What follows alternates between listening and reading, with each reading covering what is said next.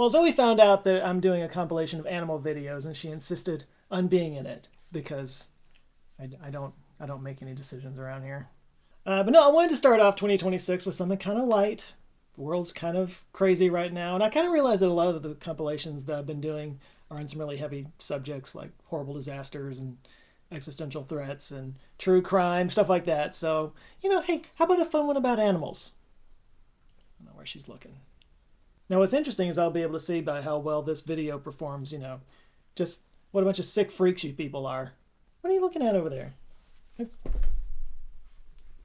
She was looking at the exit. Somebody needs to get fed, huh? Is that the deal? So to kick things off before I go feed Zoe here, we got a double header of videos about the smartest and dumbest animals in the world. So my wife and I spent this Thanksgiving at home this year for obvious reasons, but that just meant that we got to have our Thanksgiving dinner sitting on the couch watching the Westminster Dog Show.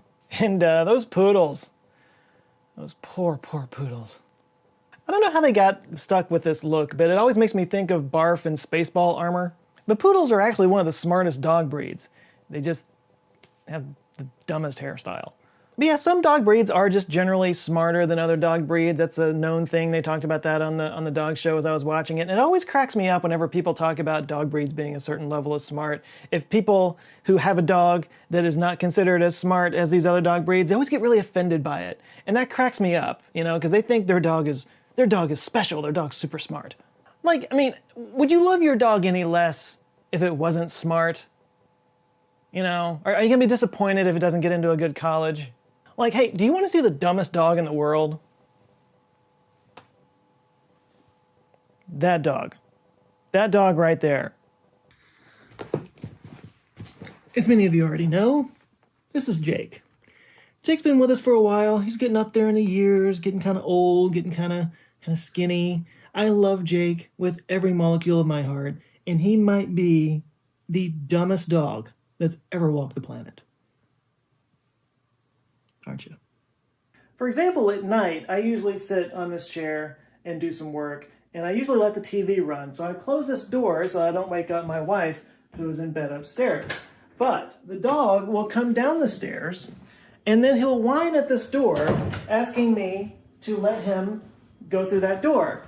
Not knowing, somehow, after 12 years, he has not figured out that you can just walk around. 12 years. He also doesn't understand that I can't open the door if he's standing right in front of it. Dude. So, yeah, he's an idiot. But he's my idiot.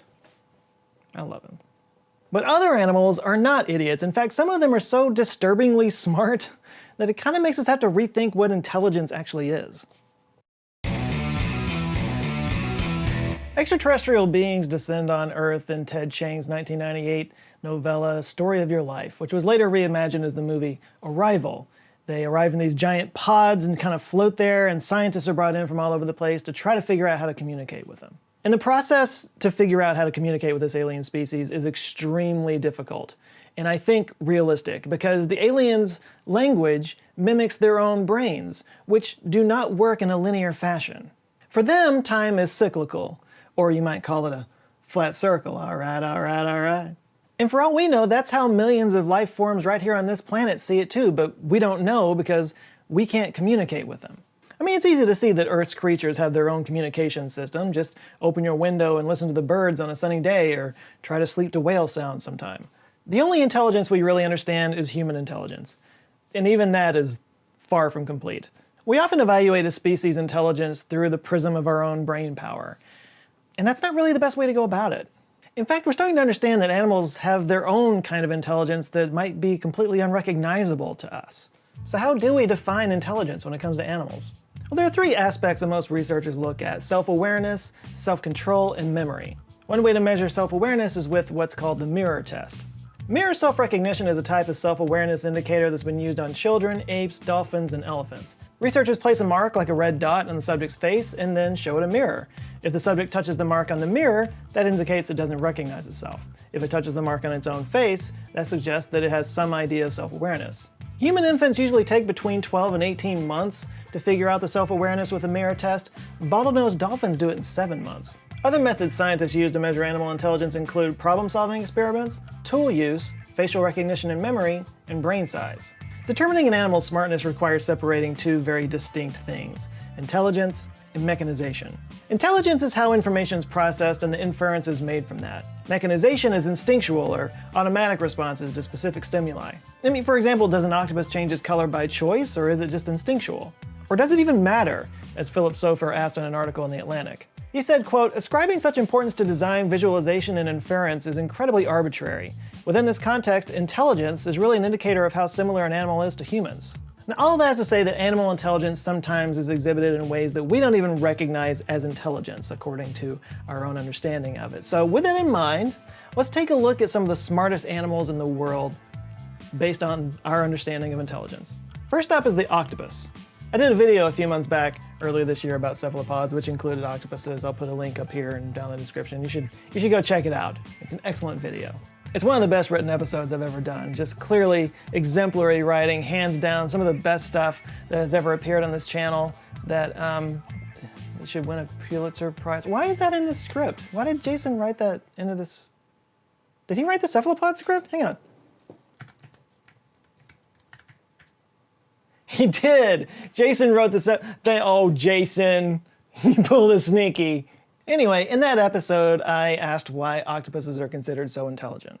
Well, one thing that helps is that they have one of the largest brains out of any invertebrate in the world. There's over 500 million neurons in the octopus. 350 million of them are in their arms. And this is what's so fascinating about octopus intelligence, because basically every arm has a little mini brain in it. So it doesn't just have a brain like we do, it has more of a hierarchy of brains. But just to compare their 500 million neurons to us, we have like 100 billion neurons in our human brain. But still, hundreds of studies have shown how intelligent octopuses are. We learned they can do such things as screw a lid off a jar from the outside and inside, navigate through mazes, solve problems, build stone defensive structures, make tools out of shells and coconuts, and even play. One study even showed that they can tell the difference between different people. Researchers had two different people stand in a room with an octopus, one of which acted really friendly toward the octopus, and the other one acted standoffish and indifferent. And when they returned to the room later on, the octopus paid a lot more attention to the friendly person and kind of ignored the person who had ignored it.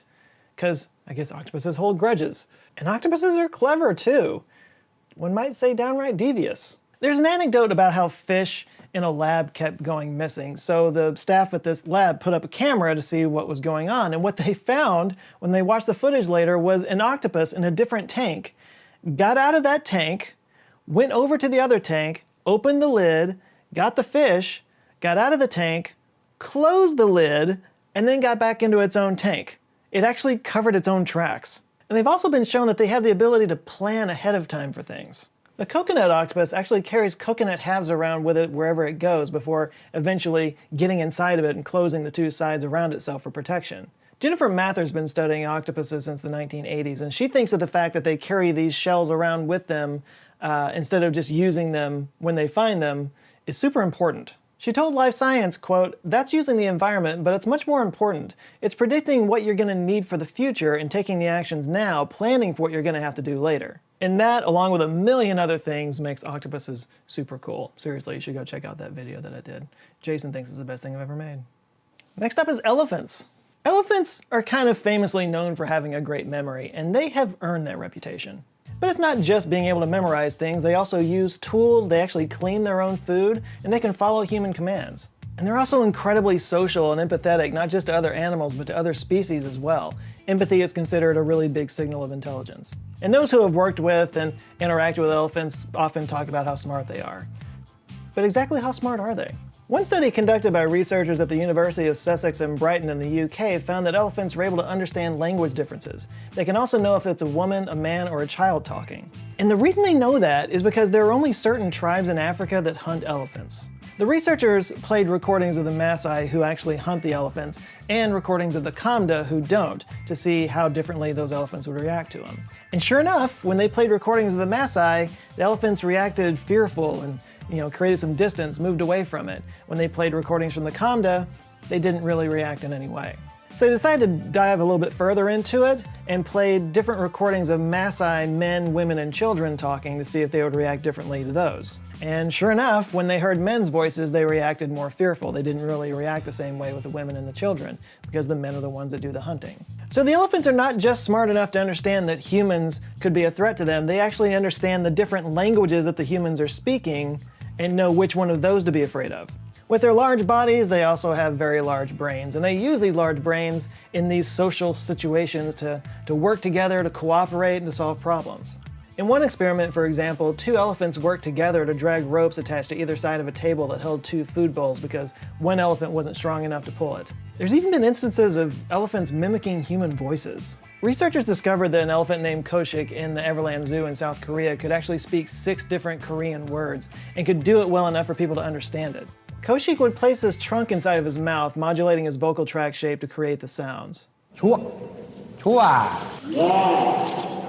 And that's really cool, but it's also kind of sad because apparently they think the reason why it's doing this is it's trying to communicate with people because it's lonely, basically. It didn't have any other elephants around it growing up, so this is its attempt to communicate with people, which is cool.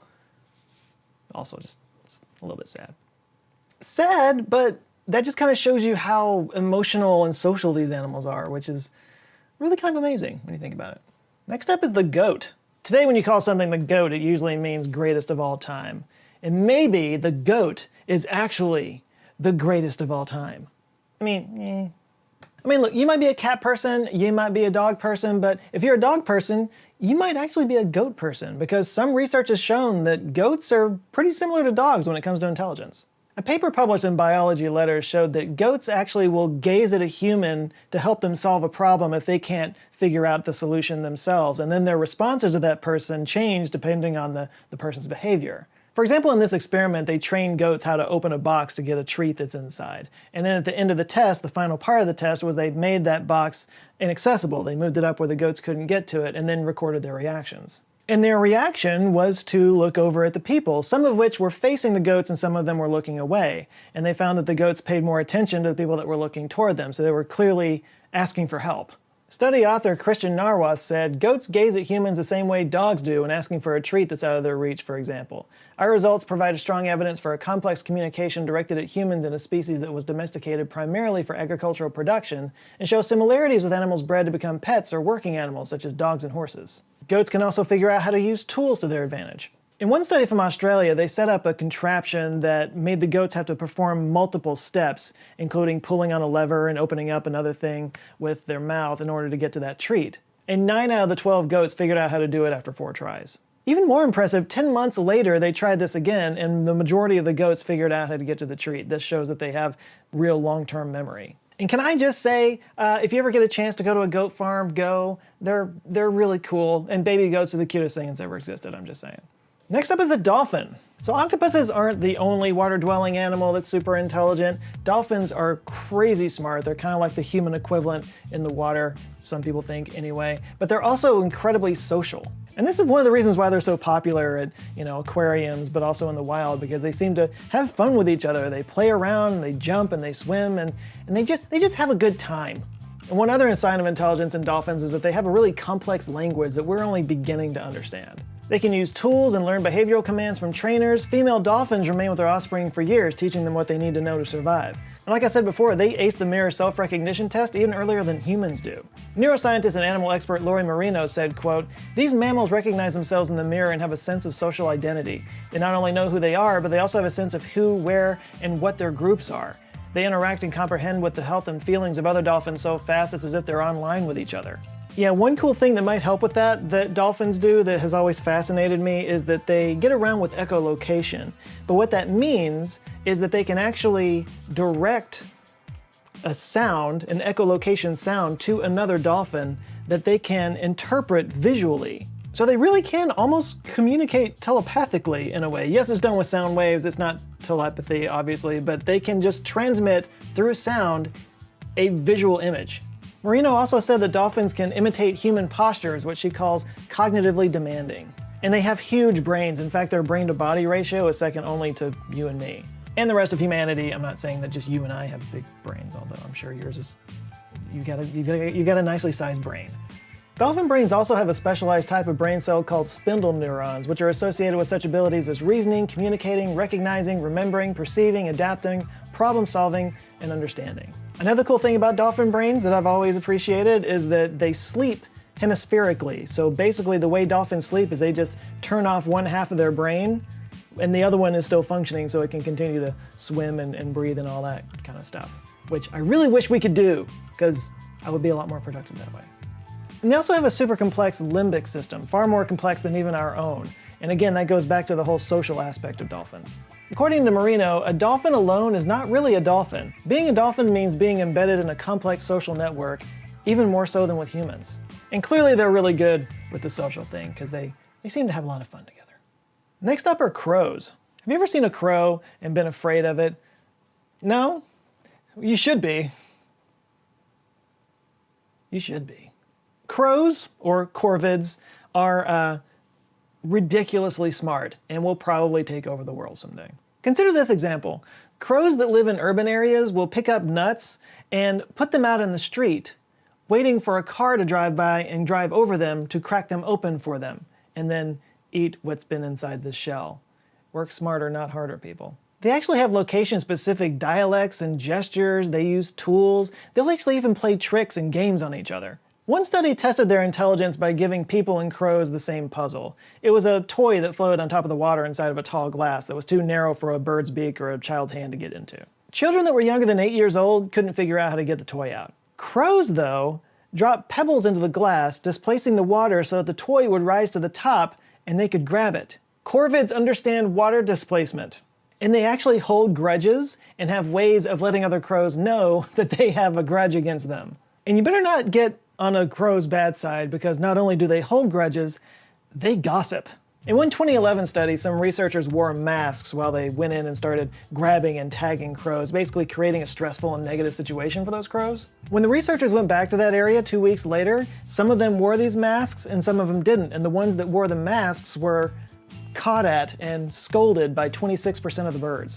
They did this again a year and a half later, and this time 30% of the crows were cawing and scolding at these people. And then 3 years later, they tried it again. They hadn't done anything in between. They hadn't been wearing these masks, giving them negative or positive feedback. Just that one time, 3 years later, they came back. Some of the researchers had masks, some of them didn't. And this time, 66% of the birds were scalding at them. In other words, the birds had somehow told other birds that weren't even there the first time about these people in the masks. And they did not like it. One of the researchers of the study wrote, quote, "Later recognition of dangerous masks by lone crows that were never captured is consistent with horizontal social learning. Independent scolding by young crows whose parents had conditioned them to scold the dangerous mask demonstrates vertical social learning," which is a fancy way of saying they were talking some serious shit. Another sign of their intelligence is that they actually hold funerals for their dead and investigate how they died. Researchers say they do this in order to understand the dangers around them. In a study published in Animal Behavior in 2015, they said, quote, "Our results support previous findings that crows learn places associated with conspecific death and further demonstrate that crows can learn and remember people who appear complicit in these events." But it's not all negative. Studies have also shown that crows can remember people who were good to them, and obviously they like those people. They've also been known to resurrect dead band members from the dead so that they can avenge their girlfriend's deaths. That might have been a movie. Keeping with our feathered friends, there's the parrot. Parrots are good at problem solving. They can also use tools and famously can mimic human speech. In fact, the staff at a UK wildlife center had to separate 5 birds from each other because they were teaching and encouraging each other to swear at the guests. I'm hoping they learn different words within colonies, Park Chief Executive Steve Nichols told the BBC News. But if they teach each other bad language and I end up with 250 swearing birds, I don't know what we'll do. You'll make a ton of money is what you'll do. What are you kidding? Now we know that parrots can mimic human speech, but it's starting to look like they actually kind of understand what they're saying. An African gray parrot named Alex is a perfect example of this. He was purchased from a Chicago pet store in 1977 and was trained by Dr. Irene Pepperberg, a comparative psychologist at Brandeis University in Harvard. And he was remarkable because he possessed more than 100 vocal labels for different actions, colors, and objects. According to Dr. Pepperberg, he could identify objects by their materials. He even showed math skills, able to infer the connection between written numerals, object sets, and number vocalization, and understood the concept of zero. And there's a reason why parrots and birds in general are so smart. In 2018, researchers in Canada examined 98 samples of bird brains that included parrots, but also hummingbirds, chickens, and owls. What they were looking for was large pontine nuclei, which are neural circuits that move information from the cortex to the cerebellum. Humans and primates have large pontine nuclei, and it's considered a major factor in higher level intelligence. And they did not find it in the birds. It turns out this area is actually really small in birds. What they did have, though, is a large medial spiriform nucleus, which is something that mammals don't have. And it turns out that in birds, this serves the same purpose as the large pontine nuclei. According to Christian Gutierrez Ibanez, the SPM is very large in parrots. It's actually 2 to 5 times larger in parrots than in other birds like chickens. Independently, parrots have evolved in a large area that connects the cortex and the cerebellum, similar to primates. But this raises the question of why that SPM is so large in parrots when it's not any bigger in, say, intelligent birds like crows. They don't know the answer to this, and this is where the next level of the research is going. And last but definitely not least is the chimpanzee. Chimps are often called our closest animal relative, and that is definitely true when we talk about intelligence. Like most other animals on this list, they can solve problems and use tools, but they can also communicate with people through sign language and remember people's names even after decades apart. But one of the most intelligent things they can do is use symbols in place of objects and then combine those symbols in a sequence to convey an idea. In a 2007 study, researchers presented identical cognitive tests to college students, adult chimps, and adolescent chimps. Both the humans and the chimps saw the numbers on the screen for less than a second before being asked to point out where those numbers had been. The humans and adult chimps performed pretty much the same, but the adolescent chimps were far more accurate in remembering each number's location. They basically have a type of photographic memory. But the best one at this, the GOAT, if you will, was a young chimpanzee named Ayumu. He remembered the correct order of a number series that randomly appeared for only 210 milliseconds on a touchscreen monitor. That's faster than a blink. Probably the best sign of intelligence, though, is that they laugh when they're tickled. I don't know if that's a sign of intelligence or not, but it's cute. Now there's actually a lot more animals that we could include on this list, but it would go on forever, so here's a quick list of honorable mentions. Like pigeons, with their ability to recognize hundreds of images even after many years have passed, squirrels' cunning ability to hide food from potential thieves, pigs' cleverness in outcompeting native species, orangutans forming strong social bonds, raccoons' lock-picking skills, rats' ability to solve mazes and their empathy, cows' ability to display complex spatial memory, domestic dogs' ability to understand emotions and symbolic language, and domestic cats' disinterest and, well, just that. Their disinterest alone is proof that they're pretty dang smart. There's a scene in the book Weather by Jenny Ophil, where a self-help speaker is speaking to an audience about human intelligence. And the speaker says that the only reason we are at the top of the evolutionary food chain is because we decided what's important. For example, the speaker said that if we prioritize sense of smell, then dogs would be considered more evolutionarily advanced than we are. Or if we thought longevity was most important, then bristlecone pines would be the most important species on the planet. Or if we thought that sex was the most important trait, then banana slugs would be the most important because they can change their sex. They're hermaphroditic and they have sex about 3 times a day. They know how to party. All that's to say that intelligence has no one-size-fits-all measurement. You know, it all depends on circumstance and privilege. It could even be said that it's impossible to determine which species is the most intelligent because we have a very myopic view of intelligence. We can only gauge intelligence through the senses that we have. You know, other species might have thought the same thing about us, that we're not as intelligent as them because we perceive the world differently than they do. And today, with artificial intelligence and complex algorithms, there's a new kind of intelligence that you have to kind of factor in. And you have to imagine that someday when artificial intelligence becomes super intelligent, they'll probably look at us the same way we've looked at other animals for thousands of years. But talk amongst yourself in the comments. What animal do you think is the smartest? Which ones do you have? Or share a story or an experience of an animal doing something spookily smart. We've all got pets. I'm sure we've all got a lot of cool stories about there. Share them in the comments. I want to see them. All right, that's it for now. You guys go out there, have an eye-opening rest of the week. Stay safe, and I'll see you next Monday. Love you guys. Take care. Nature. A perfectly balanced masterpiece of unimaginable complexity. The great dance of life, where every creature, great and small, plays a pivotal role in... Whoa. That guy's having a bad day. Sorry, where was I? Oh yeah, every creature, great and small, plays a pivotal role in the great ecological story. From the majestic elk to the elusive and cunning... Oh, that's gonna leave a mark. Okay, maybe not every animal is majestic, but there is a purpose and an intelligence behind every... Okay, bad example. But animals are way more intelligent than we... Except for that guy. I guess he didn't have his echo of this. Oh, and that one too. Oh my goodness, nature is having a day. That poor...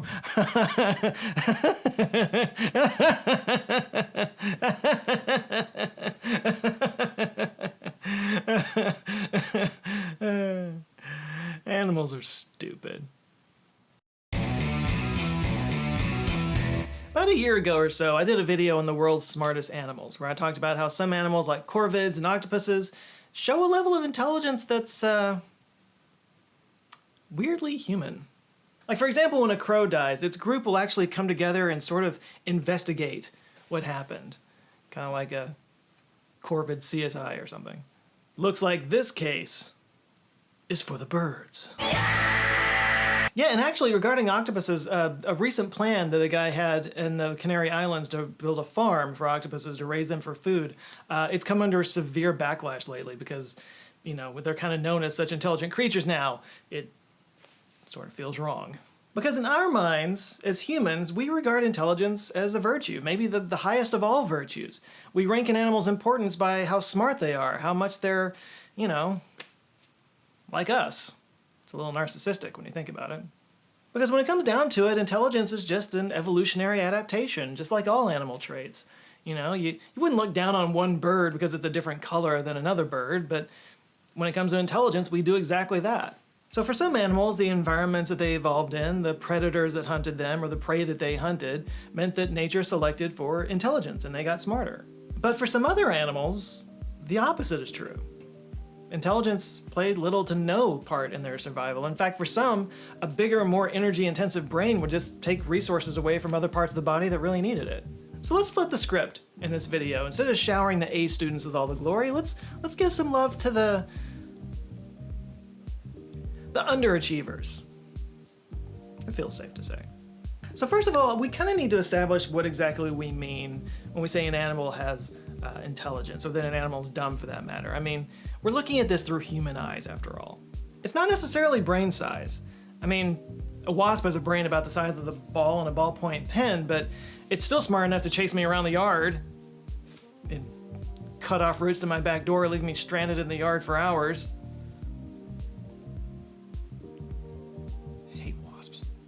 Oh, and look at the jellyfish. They don't have a brain at all. I mean, does smart and dumb even apply to them? Now, you could apply the word dumb to mean animals with weird or useless body parts, like the T-Rex and its stupid little arms. But there's a lot of cases of weird anatomy that aren't necessarily dumb. I mean, great gray owls are born with claw-like structures at the rest of their wings that have no use whatsoever, or hell, the human appendix, for that matter. Some animals might be considered dumb because they can only survive in a very specific environment. Congratulations, dummy, you're the apex predator in a tiny cave. And sadly, many of these animals are dying out because that one very specific niche that they've filled is now changing because of human encroachment or changing climate or whatever. And they've evolved so specifically that they can't figure out how to continue their species when it changes. Sad, but still dumb.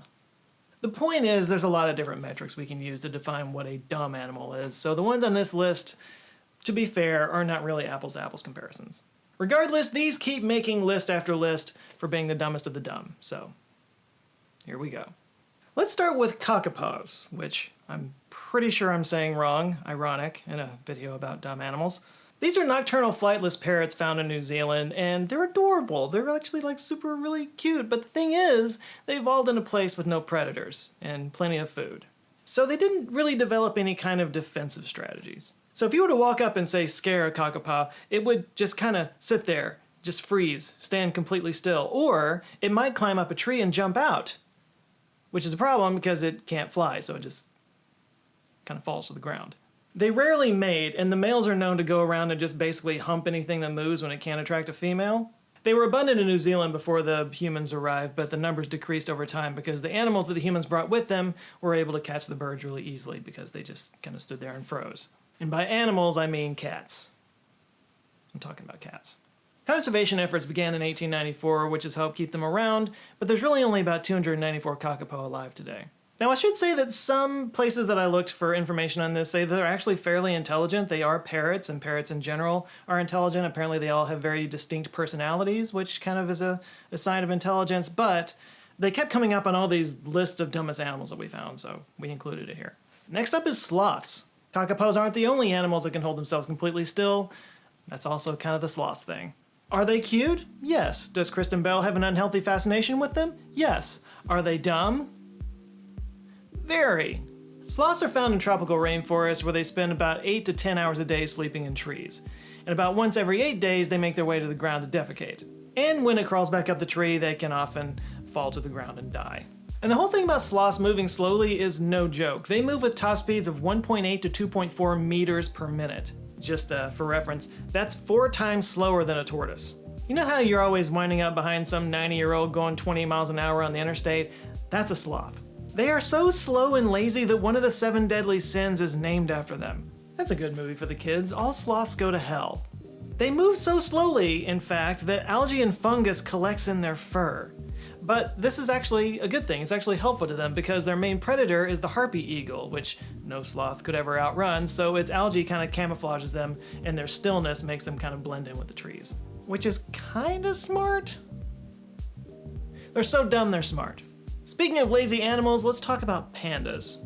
Like, pandas kind of became the symbol of the conservation movement because they're endangered and they're cute, but they're kind of a terrible symbol because they're so dumb. Pandas are the worst. There, I said it. This is the part that's gonna piss everybody off, but I don't care. Can we please be done with these ridiculous animals? First of all, I don't think they even wanna exist. Have you ever noticed it's like global news every time a panda cub is born? That's how little interest they have in continuing as a species. Pandas adapted to just kind of barely get by in one very unique place in the world, and then when that place changed, they were basically just like, I guess I'll die. I mean, let's be honest, the only reason they're still around is because they're cute. If they weren't cute, we would have let them go years ago. Need more convincing? Okay, they're not smart enough to keep their own kids alive. Seriously. It's very common when pandas have twins that they'll basically just pick one of them and let the other one die. That's a known thing they do. And the one they keep, they're prone to either sitting on it or rolling over on it or just forgetting they have a kid and letting it starve. That's why whenever a new cub is born in captivity, the caretakers take it away immediately because it's actually less safe with the mother than anywhere else. Oh, and they eat bamboo. I'm sorry, I said that wrong. They only eat bamboo. And you know what, as carnivores, they're not designed to eat? Bamboo. As Jacob Lentz, co-author of the book The Animal Review, says, quote, they're not supposed to eat bamboo.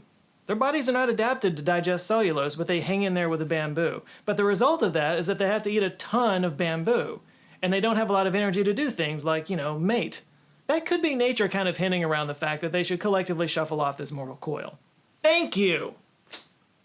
Do you have any idea the extreme efforts that zookeepers and conservationists have to go through to get these animals to perform the simple act of mating? I mean, we could be on Mars right now if we weren't spending so much time just trying to get these 2 bears to f*** each other. They're not that cute. Moving on. Turkeys. Everybody loves turkeys, especially around Thanksgiving. They are delicious, but they are not smart. So get this is one of the dumb things that it does. If it's raining, they'll stare up at the sky with their mouth open until they drown. Okay, the drowning thing is a little bit more of a myth, but the reason that they stare up at the rain is because of this inherited genetic condition that's called a tetanic torticolor spasm. But they are still stupid. Like male turkeys have been known to basically hook up with headless female turkeys. So they're the opposite of pandas, basically. But maybe the dumb turkeys are our fault when it comes down to it. As Lentz wrote in the Animal Review blog, quote, in short, the turkey has gotten a bum rap, most of it due to people's decisions to domesticate a great number of them. These soft, sad birds are like obese teenagers who look lazy, shiftless, and weak, but the truth is that the fault lies with us. We gave them too many calories and stopped expecting them to toughen up or exercise, and then mock the result when we really are just angry with ourselves. Another bird that's considered to be 5 beers short of a 6-pack is the ostrich. Ostriches are giant birds, if you've never been around one. They're just insane freaking dinosaurs. They can grow up to be 2.7 meters tall, that's 9 feet tall, weigh up to 136 kilograms, and achieve a sustained speed of 65 kilometers per hour. That's 533 times faster than a sloth. Those slender legs that help it run fast are also weapons. A powerful kick from an ostrich can knock down huge attackers like lions, not to mention that giant, huge velociraptor claw at the end of their feet.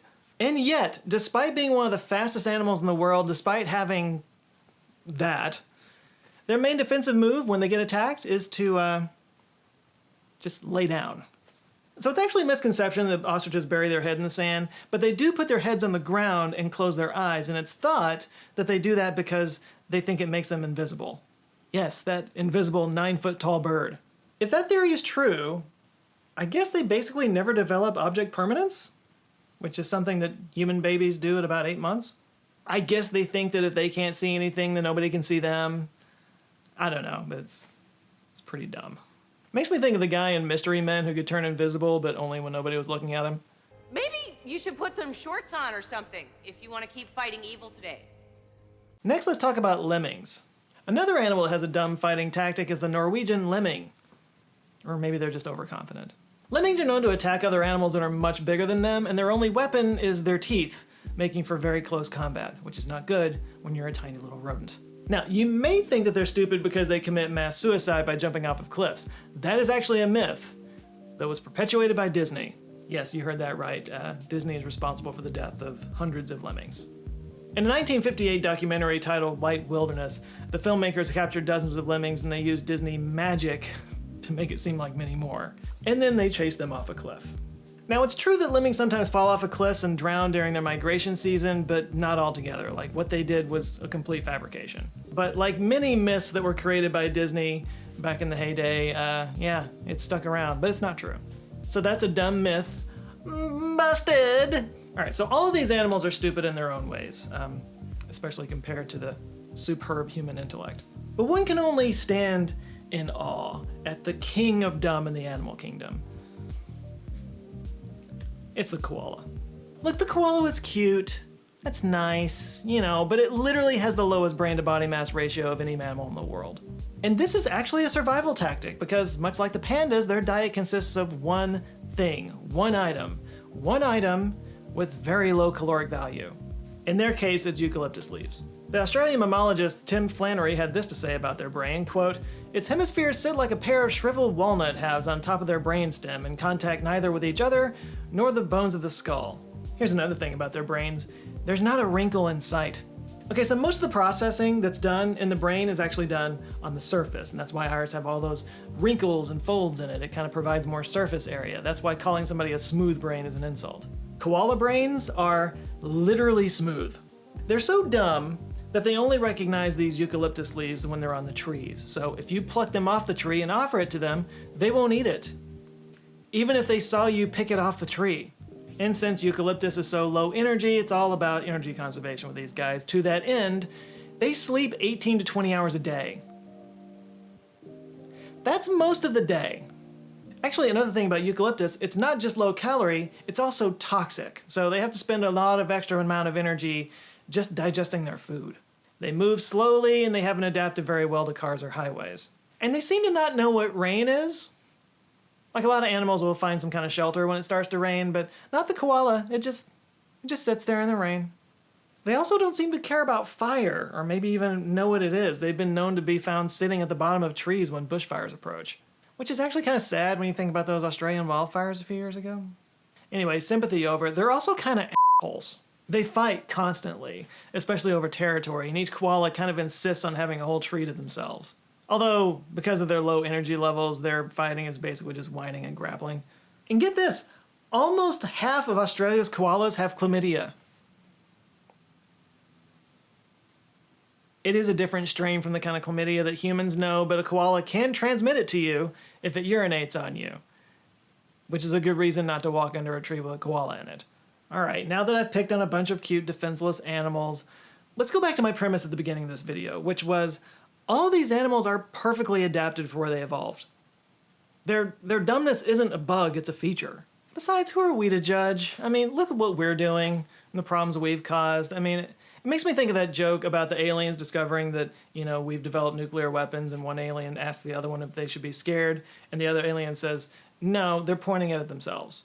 So, yeah. Intelligence is relative. All right, that's it for today. Thank you guys for watching. And go out there, have an eye-opening rest of the week, and I'll see you next Monday. Love you guys. Take care. As sort of an update on that last video, there is a new species that's been discovered that's considered one of the dumbest in the world. It's only a decade or so old, but it's a species that seems to enjoy making itself miserable. And it's called Doomscrolicus onlinus. It seems to have a pathological need to subject itself to stressors, to always be in fight or flight mode. You know, it's like an itch they just can't scratch. Luckily, researchers who have been studying D. onlinus have found a way to hack this behavior to teach it new skills and ideas, basically help it to get smarter. And they named this breakthrough Brilliant.org. If you or someone you know is a Doomscrolicus onlinus, there's hope for you. Because Brilliant is a learning platform that just works differently from other apps and websites, because it doesn't just give you information, it trains your brain to think and perform better while giving you information. Humans are natural problem solvers. It's our superpower. It's how we rose above all the animals we're talking about in this video. We are hardwired to solve problems. So what Brilliant does is it kind of hacks that problem-solving superpower to teach math and science concepts, computer coding and engineering, to just give you a better understanding of your world. And the cool thing about it is that you actually retain the information better than you normally would, because you learned it in a way that makes sense to you. So it's the beginning of the year. You may be trying to create some new habits. One of my new habits that I'm trying to do is just spend a few minutes a day on Brilliant. That's what I'm doing. I invite you to join me, and it's super easy to start right now because they're offering a 30-day free trial if you sign up at my link down below or scan the QR code on screen. And I would recommend you take advantage of this because they don't always offer the 30-day free thing. Anyway, Brilliant's great. Don't be a D. onlinus. Get smarter in just a few minutes a day. Links down below. Whales are huge, incredibly huge animals, easily the biggest animals alive today. The blue whale, possibly the biggest animal that has ever lived, bigger than any dinosaur. This is easy to understand in the abstract, but actually to stand next to one of these animals is a really humbling experience. So imagine you're walking along a beach and you see a dead whale that has washed up onto the beach, and as you get closer, it just keeps getting bigger, and you're just in awe at the size of this thing. You've never seen anything like it before. Like, it's almost impossible to believe this is an actual living creature. It's dead and it stinks, but you're just drawn to it like a moth to a flame. You just gotta get closer to this amazing creature. And then you get out your phone to take a picture and put it up on Instagram, and then... Okay, it might not explode that bad, but there is kind of a thing about dead whales exploding. It happens a lot, actually. And it's just as bad as it sounds. Now might be a good time for those out there who might be a little bit more squeamish about this kind of thing to let you know that this is going to be a video about dead exploding whales. So you've been warned. So why whales and not other animals? Do they naturally produce nitroglycerin? Do they live in a Michael Bay world? Actually, the same process that causes this in whales takes place in all dead animals. When animals die, including us, bacteria in our guts start to sort of decompose our tasty innards. And when they do so, they produce gas. The gas specifically is methane, and it builds up inside the body, and it causes the belly to kind of swell a little bit, which is why sometimes when you see a dead animal on the side of the road, it looks all bloated and swollen, because it's bloated and swollen. Now, for most animals, this process doesn't produce enough gas to actually cause it to explode, just because they're smaller animals, but also because their holes are looser. And here I thought this couldn't get any grosser. Land animals don't have to worry about keeping water out of their orifices at all times. Whales do. And many whale species dive to incredible depths, and there's incredible pressures down there. So they have to have, pretty tight holes. But also these whales are really heavy, so when they're beached and they're in a place where they're not really supported by water the way their bodies are meant to be supported, that pressure against the ground causes their orifices to kind of seal shut. Plus, whales have thick layers of blubber underneath their skin, so even if it does start to get eaten away by scavengers, it takes a lot to get down underneath that skin to where the gas is built up. Long story short, you've got a gigantic animal that builds up a lot of pressure in there with really thick skin and really tight orifices. It's just the perfect opportunity to get all explodey. So when a whale dies, its body becomes food for hundreds of animals in the sea, and in fact the carcass can sink down to the bottom of the ocean and create its own little ecosystem down there for the bottom dwellers. But maybe because they have air left in their lungs, or because the decomposition process has already built up some gas inside of them, some whale carcasses float up to the top of the ocean, and then ocean currents can just lead them onto a beach somewhere. Now there's also the phenomenon of live males beaching themselves, sometimes in mass. We don't really know why this happens. One theory is that one whale might get beached or become distressed, and they'll send out a signal, and then a bunch of other whales will come to try to help them, and then they wind up getting beached too. Now, smaller whales aren't that big a deal. Scavengers can usually break them down pretty quickly, and if they need to be taken back out into the ocean, it's not that big of a job. But larger whales like sperm whales can weigh up to 100,000 pounds, and this can become a logistical nightmare. Often the solution is to just cut them into pieces. This might be your last resort. But as you can see from this video from the Faroe Islands in 2013, a little cutty-cutty can lead to a little explodey-explodey.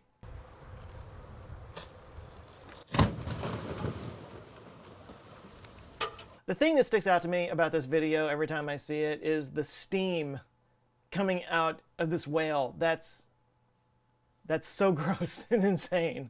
Now, the marine biologist in this video later told reporters that he did expect that this could happen, which might explain his fashionable attire. But where was this guy in 2004 when a 50-ton sperm whale washed up on a beach outside of Tainan in Taiwan? Because they had a different idea of what to do with it.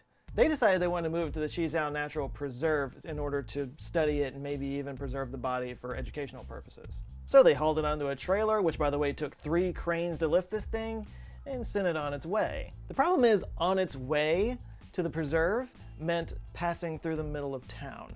So they were slowly driving this whale through the town, and of course hundreds of townspeople came out to see this thing. There were even like vendors selling snacks and hot food to the people that were gathering to watch this. As somebody who comes from a small town myself, I can imagine the kind of crowd that would turn out to see a 50-ton whale being rolled through the street. But you can probably see where this is going. Unfortunately, they couldn't. Yeah, the whale exploded right in the middle of town. It showered onlookers and storefronts and cars in blood and guts. It was disgusting. It made international news. Luckily, there was not a video of it that I could show you, but the pictures kind of tell the whole story. But none of these stories come close to the exploding whale in Oregon in 1970.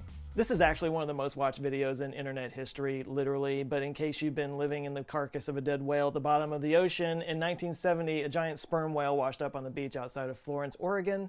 It was way too heavy to move. They didn't know what to do with it, so the State Highway Division decided to get rid of it in the most American way possible: blow it up.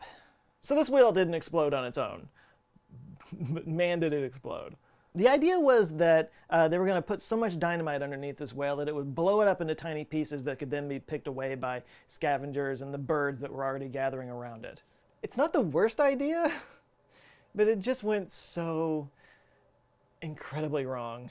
Even though they made a point to put all the explosive on the land side of the whale, hoping it would blow it into the ocean, massive chunks of blubber and whale guts just showered the crowd of onlookers that had formed to watch the explosion, even though the police had kept them a quarter-mile away.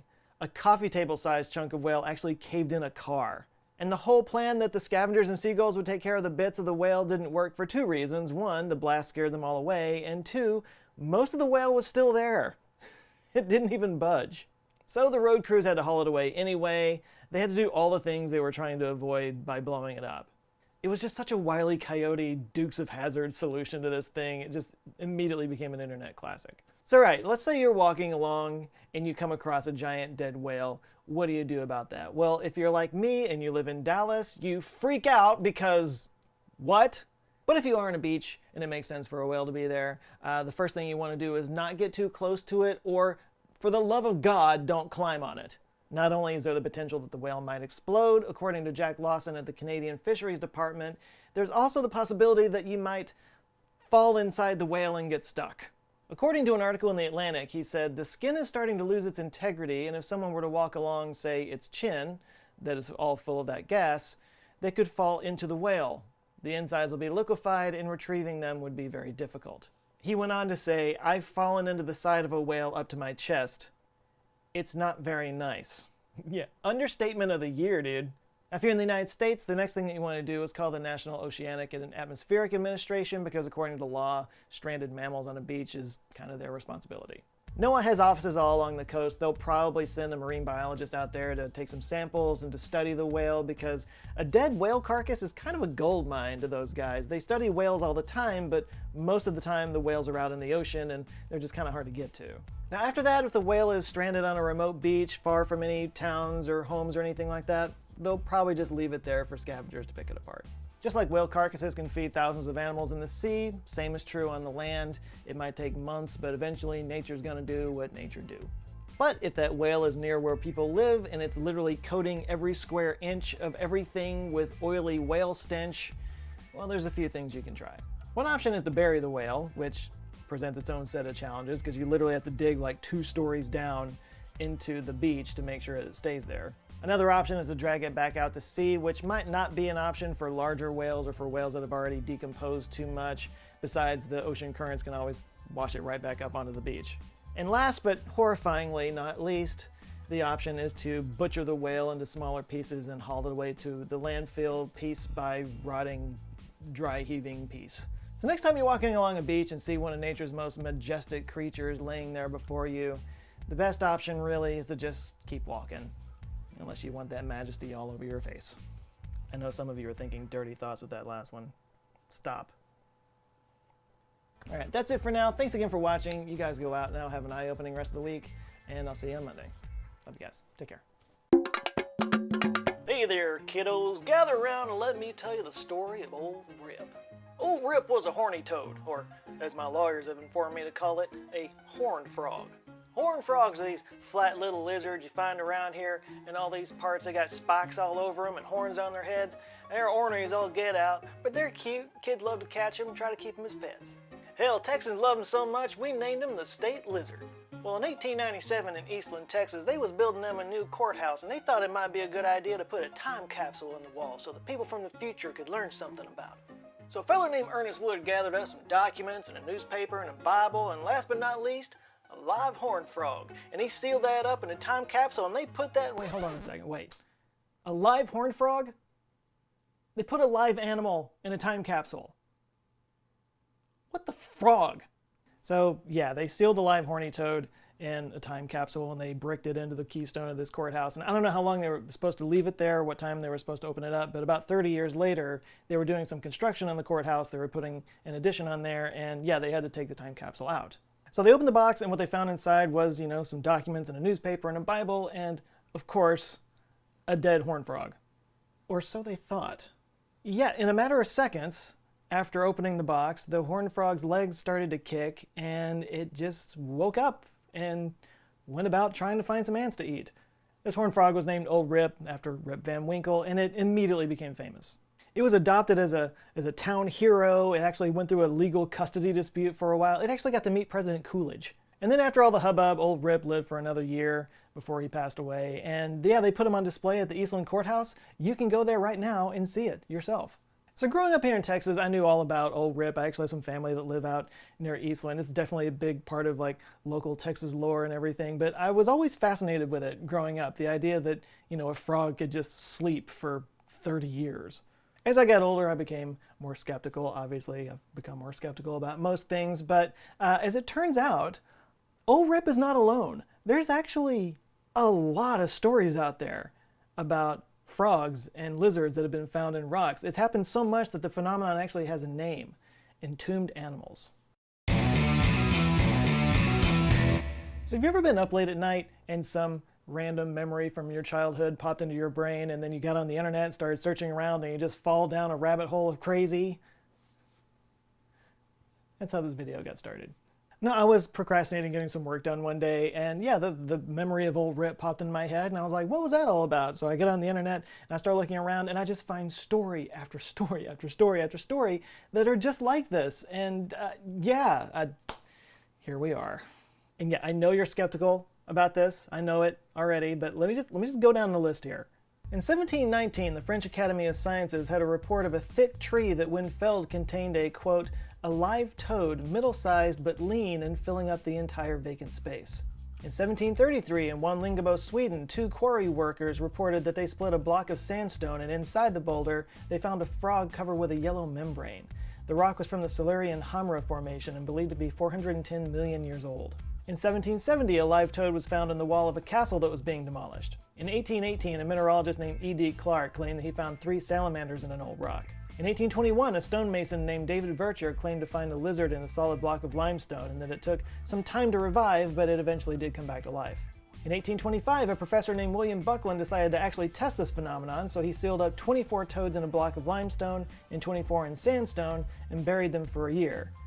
Frog genocide for science. So yeah, when he dug them up, he found that some of them had survived, but he had also found some cracks in the blocks that, something might have gotten in there, air, water, maybe. Anyway, he sealed them all up and they all died. In 1856, 2 London rail workers were digging a new tunnel and claimed that they found a boulder and opened it up and a pterodactyl flew out, but immediately died and turned to dust. That one may have been a lie. In the early 1900s in Devonshire, England, a gas fitter named Eric G. Mackley claimed to find 23 frogs encased in the concrete walls of a home, saying, quote, "The meter houses were brick-walled but rather massively concrete-floored, and the concrete had to be broken up to allow me to get to the pipes for the extension. My mate was at work with a sledgehammer when he dropped it and suddenly said, 'That looks like a frog's leg.' We both bent down and there was the frog. The sledge was set aside and I cut the rest of the block carefully. We released 23 perfectly formed but minute frogs which all hopped away into the flower garden." In 1943, a British soldier stationed in Algeria was quarrying stone for a road construction, and he found both a toad and a lizard living inside a rock that had been dug out from 20 feet below the ground. Even Benjamin Franklin claimed to have studied a pair of frogs that had been cut out of a limestone boulder in Paris in 1782. Now, let's get real for a second. Yes, a lot of these could have been mistaken. It's very possible that there was a crevice in the rock or the boulder that the frog or the lizard had gotten into, and then when it cracked open, it looked like they were in the middle of the thing. That's possible. And it's also possible they were just, around the rocks and trees, and then when they split open, it just kind of looked like they were in there. And this does kind of have the makings of a fad. It seemed to be something that was reported a lot back then. Fads are nothing new. We didn't create those. And like the pterodactyl story, some of them were probably just made up. But maybe some of them are true. I mean, after all, the animal kingdom has adopted some amazing survival abilities over the years. So for example, one way to survive your environment is just to get out of that environment by hibernating. So we're all familiar with the idea of hibernation. You're probably thinking of bears that stuff themselves in the fall and then find a cave in the winter and just sleep it off to the whole thing. But of course, it's more complicated than that. So yeah, hibernation is a term for an animal that lives off of its fat stores throughout the winter, the bear thing, for example. But there's another form of hibernation that's more specific to animals in dry environments called estivation. And this is where they actually slow their metabolic rate down to near death in order to survive. This is kind of nuts actually, because it's like a gray area between life and death. Like the metabolism slows down so much that it's technically not alive, but it's not quite dead either. It's like, nature hits the pause button on it. And one animal that's the champion of this is the wood frog. There's nothing that special about the wood frog for most of the year, but as winter starts to approach, it does something interesting. It stops peeing. Yeah, it just lets the pee build up inside of itself, and at the same time, the liver starts creating large amounts of glycogen, which gets converted into glucose. And so the pee and the glucose gets mixed up in its blood and creates sort of an antifreeze, and this makes it so that the frog can have 65% of its body freeze completely solid and survive. It doesn't breathe, it has zero synaptic brain activity, it's in a state known as cryptobiosis. And then in the spring it thaws out, starts hopping around just like nothing ever happened. Now theoretically, if it stayed in that unthawed state, it could probably stay that way for years. Decades even? And by the way, it's not just lizards and cold-blooded creatures. The Arctic ground squirrel can actually lower its body temperature to -3 degrees Celsius. And it can stay in that state for up to 8 months of the year. It slows its heart rate down to just like a couple beats a minute. It's one of the most extreme hibernators in the world. I mean, even humans can survive freezing to a surprising level. In 2015, a kid named John Smith, apparently that's his actual name, survived being underwater and frozen for 15 minutes, and his breathing had stopped for over an hour before they finally brought him back to life, and he survived just fine. And there are other animals that have developed protections against the cold, like Greenland shark and the Antarctic toothfish that both have antifreeze in their blood in the form of ammonia and glycoproteins. Crocodiles have protection against both the heat and the cold. If it gets too hot, they can go into an estivation state where they can go 3 to 4 years without food. And if it gets too cold, they can do a wood frog thing and just allow themselves to freeze with their snouts above the frozen water so they can breathe. And then there's the lungfish, which, as the name implies, has evolved lungs so they can breathe outside the water. They can ride out droughts by burrowing into the ground and making a little nest there. It coats itself in mucus that kind of dries into a leathery bag of sorts and then just waits it out. Its bodily functions come to a virtual standstill and it feeds off of its own muscle, basically consuming itself in very slow motion. And it can do this for up to 5 years. And when the rains come back, they reanimate, go on with their lives like nothing ever happened. But of course, if you want to get into some real extremophiles, you gotta go a lot smaller. And one of the most notable ones is one that was actually kind of a popular pet for a long time. Remember sea monkeys? Because I'm just ancient enough to remember it. Sea monkeys were a popular toy slash educational tool that were around and sold through comic books in the 60s and 70s. And yeah, it was this toy where the kids would buy these kits and they would pour water into it and add these like magic crystals, and then boom, out of nowhere would be these little swimmy things. Of course, they were not monkeys of any kind. They were actually a type of brine fish that had been sort of genetically altered through selective breeding so that they could only survive in this particular solution that they sold along with it. The whole story's kind of crazy, but brine shrimp are crazy in and of themselves because they also have a very extreme form of cryptobiosis. Yeah, when they dry out, they enter this form of suspended animation and basically can stay that way indefinitely until they're rehydrated, and then they reanimate again. And this is basically how they became a thing, their ability to kind of dry themselves out and survive that way long enough so that they could ship these sea monkey kits all around the world. And it was also kind of almost like a magic trick for kids. You know, you pour it in there and then just like watch these things come to life. But they're fascinating creatures and they're really tough. They actually did experiments on them in 2 Apollo missions. So brine shrimp are cool, but it's in the microscopic world where you find the real extreme survivors. Enter the Permian bacteria. Now, we started this whole journey talking about things being found alive in rocks.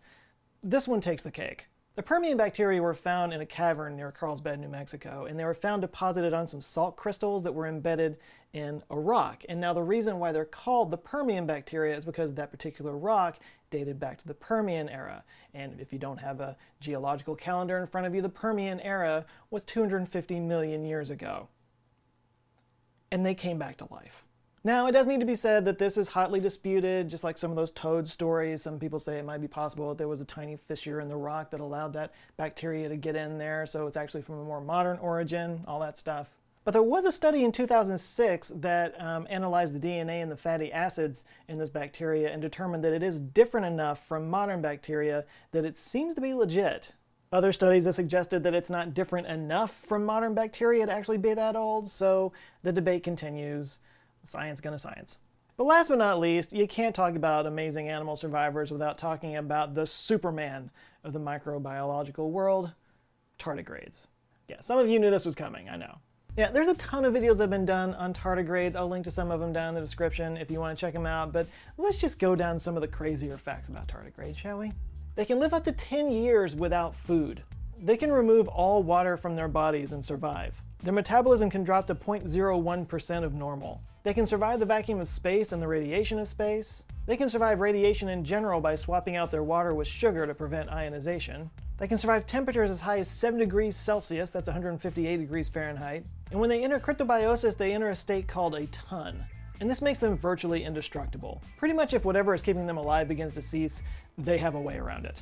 Tardigrades are so hardy and impossible to kill that some people have actually speculated that they came here on a meteorite, that they're actually like an alien species, panspermia, if you will. Now that's not true. They have sequenced the genome of the tardigrade and have been able to determine that they are similar enough to animals from planet Earth, that they didn't come from somewhere else, but they might be the first Earth creature to colonize other worlds. The Beresheet lander that crashed on the moon in 2017 had some sample tardigrades on it to do some experiments on the moon. So there are tardigrades on the moon right now, and they're probably doing fine.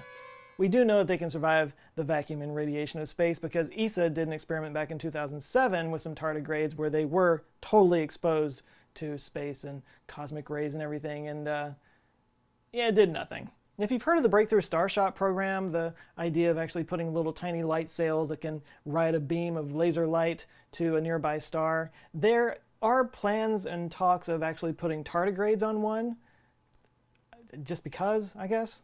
So yeah, frogs and rocks. Yay or nay, what do you think? Was old Rip just an old fraud?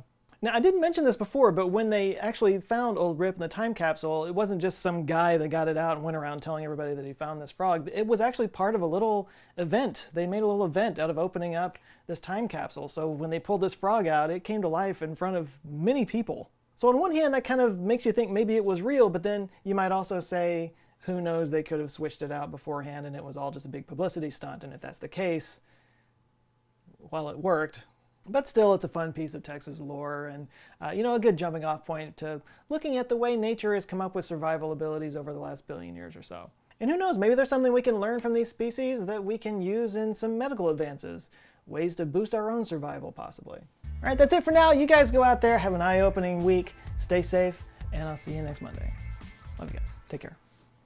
So the story of Old Rip, I just talked about in that video, I've known about that since I was a kid, because I grew up in north central Texas. We drove through Eastland to go to my grandma's house all the time. So I grew up with the story of Old Rip. That whole idea of entombed animals always, fascinated me. That's why I did a video on it, and that's why I included it in the Book of Mysteries, which I released a few months back. Like I've always said that we took the most popular mystery topics from the channel and put it in this book. That is true, but there are also some random subjects like this one that I insisted go in there. Because when I was growing up, I loved those old like Time Life Mysteries of the Unknown books that my aunt kept at her house. I've even got one back here. Yeah, right there. And it had all the fun stuff in it, like spontaneous human combustion, UFOs, ball lightning, you name it. I ate all that stuff up. Like, I really do think that you could probably draw a parallel, like a straight line between those books and what I do now, because they just sparked a curiosity in me. I wanted to know more about the world. I wanted to find the answers to these mysteries, So I covered a lot of those topics over the years, and now it's all kind of coming full circle. I've got my own book about it. So if you've bought one, thank you. Please tell me what you think in the comments. And if you haven't, I invite you to check it out. I hope that it could, spark the same curiosity in you that I had when I was growing up. You can just scan the code here on screen, or I'll link it down in the description. Now let's keep the mystery vibe going with some cryptids and aliens.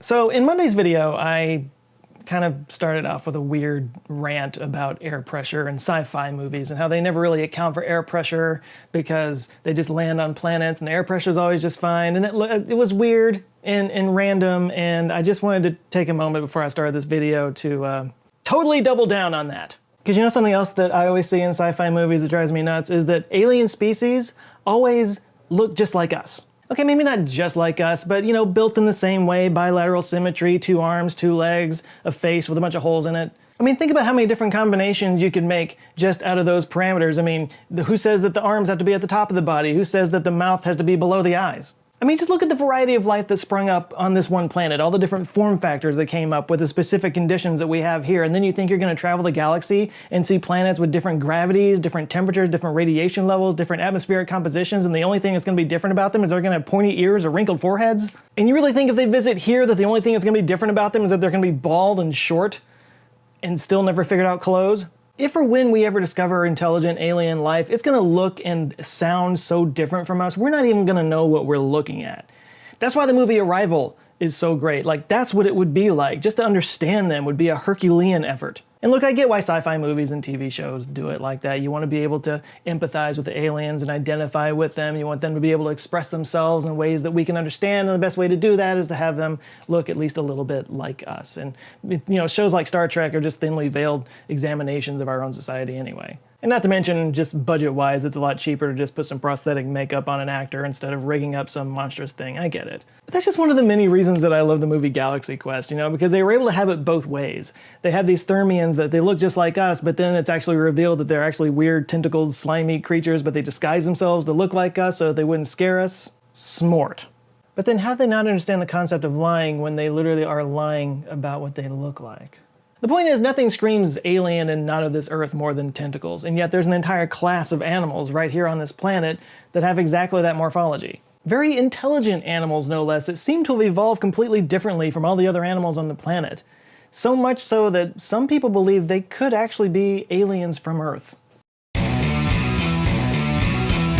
From the dawn of time is a super lame way to start talking about something. That's actually one of the ways that I know that somebody's an amateur is when they start a video or an essay or a presentation with "from the dawn of time." It's just something that only newbies do, and they all do it. And hey, no judging, I've done it. You've done it. But to talk about cephalopods, you really do kind of have to go back all the way to the beginning. Maybe not the dawn of time, but definitely the dawn of life on this earth, which they call epigenesis. Merriam-Webster defines epigenesis as the development of a plant or animal from an egg or spore through a series of processes in which unorganized cell masses differentiate into organs and organ systems. When it comes to evolution, organisms that are related to each other often share a lot of the same DNA because they come from a similar common ancestor. But an octopus, or cephalopod, is different because they actually have hundreds of genes that don't come from any other animals. How could this have happened? Could cephalopods have actually evolved at a different time than all the other animals? Could they actually be from another planet? In 2015, some scientists suggested exactly that in a study that they published. In a press release, co-senior author Clifton Ragsdale said, "The octopus appears to be utterly different from all other animals, even other mollusks, in its apprehensile arms, the large brain, and its clever problem-solving capabilities." The late British zoologist Martin Wells said the octopus is an alien. In this sense, then, our paper describes the first sequenced genome from an alien. And of course, that was just the kind of clickbait material that many media outlets couldn't resist throwing on their headlines. And it didn't help when a paper published in 2018 suggested that some of the life on Earth may have been seeded from life that was brought to Earth by comets. Living organisms such as space-resistant and space-hardy bacteria, viruses, and more complex eukaryotic cells, fertilized ova, and seeds may have been continuously delivered to Earth and served as one important driver of further terrestrial evolution, which has resulted in considerable genetic diversity and which has led to the emergence of mankind. Now there's a lot of cracks in this theory, but before we get into that, let's just talk about cephalopods for a minute and why they're considered so otherworldly to us. Cephalopods are some of the Earth's most ancient creatures. They first showed up in the fossil record 485 million years ago, and for contrast, dinosaurs only showed up 250 million years ago. The name cephalopod means head foot in Greek because it looks like a head on a foot. Greeks had weird feet. So what makes a cephalopod? Well, for one thing, they don't have any bones. Like, at all. So there's that. The only hard structure on their bodies is their beak, which they use to crush up food, so they can squeeze themselves into pretty much any space as wide as their beaks, which is how a giant Pacific octopus that spans more than 3 meters can squeeze through a hole as small as a quarter. Because they live in the ocean floor and withstand enormous pressures, tens of thousands of pounds per square inch, they just don't need bones. Bones probably couldn't handle that pressure anyway.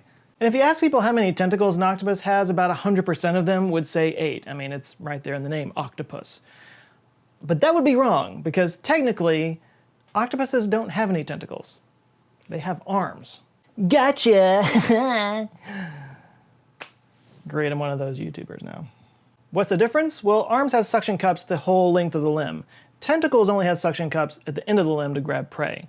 And octopuses generally don't have tentacles, they just have arms. Other cephalopods do, though. Cephalopods also move by inflating their heads with water and then shooting it out with a jet to move forward. They're the only animals that move through propulsion, with the exception of my dog Zoe when she farts. She just flies right off the bed. And if they don't sound alien enough yet, they actually have blue blood. Seriously, I mean, just make it acid and get it over with. Now, their blood uses copper to move oxygen around the same way our blood uses iron, and that copper in their blood kind of turns it a blue color. There are 4 types of cephalopods: octopus, squid, cuttlefish, and nautilus. While they all belong to the same phylum Mollusca, there are similarities and slight differences among them. The octopus has 8 arms, no tentacles, and 3 hearts, and there are approximately 300 different types of octopus in the ocean. Squid have 8 arms and 2 long tentacles. Like with the octopus, there are more than 300 types of them in the oceans around the world, and they use the tentacles to grab prey. Cuttlefish also have 8 arms and 2 tentacles, and they have a very large brain compared to their body size. And a nautilus can have up to 90 or more arms, but they have no suction cups on them, and there are 6 different types, and they can't retract into their external shells. Compared to octopuses, they don't have very good memories. And by the way, the plural of octopus is octopuses and not octopi, which means that I've been saying it wrong for a really, really long time. Yeah, at one point the grammar police did change it to octopi, but then they realized that that's a Latin conjugation, and octopus is a Greek word, so technically if they wanted to keep it in the Greek style, it would be octopoda, but by this point they decided that octopus was an English word, so they just applied the English plural conjugation to it, which makes it octopuses. So that's something you know now. But speaking of ancient Greeks, Aristotle wrote about cephalopods all the way back in 330 AD. He was impressed by the way they could investigate their environments and learn from their mistakes in the past and change color. But yeah, let's talk about the color changing thing real quick, because of all the weird things about cephalopods, this one takes the cake, because they don't just use it to disguise themselves for both hunting and to avoid predators, but they also use it for communication.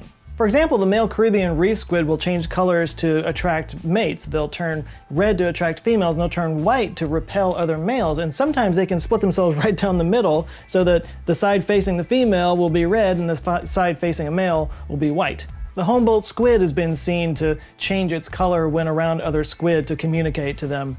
We just don't know what they're saying. But the cuttlefish beats them all because it actually uses its color changing ability to hypnotize its prey, which is just straight up next level. But beyond that, they seem to actually have like a visual language that they communicate through their skin. Like, imagine how efficient we would be if we could convey complex ideas without actually having to use words. We could just flash that idea at somebody through our skin. That's basically what they do. And they do this with chromatophores, color-changing cells under the surface of the skin. Nerves and muscles expand or contract sacs underneath the skin to control how much color is visible. So imagine they have millions of cells like this covering their bodies, only every cell has multiple colors of pigment inside of them, like red, black, orange, brown, or yellow. By the way, I did run into an interesting demonstration as to how exactly these chromophores work using this. It's not as weird as it looks. So all this is basically is a white balloon, and inside of it I've got a little bit of blue pigment. So basically the way chromophores work is when the skin is at regular strength, it's not being stretched or anything, it looks white. But then you stretch it, you get a little pop of blue.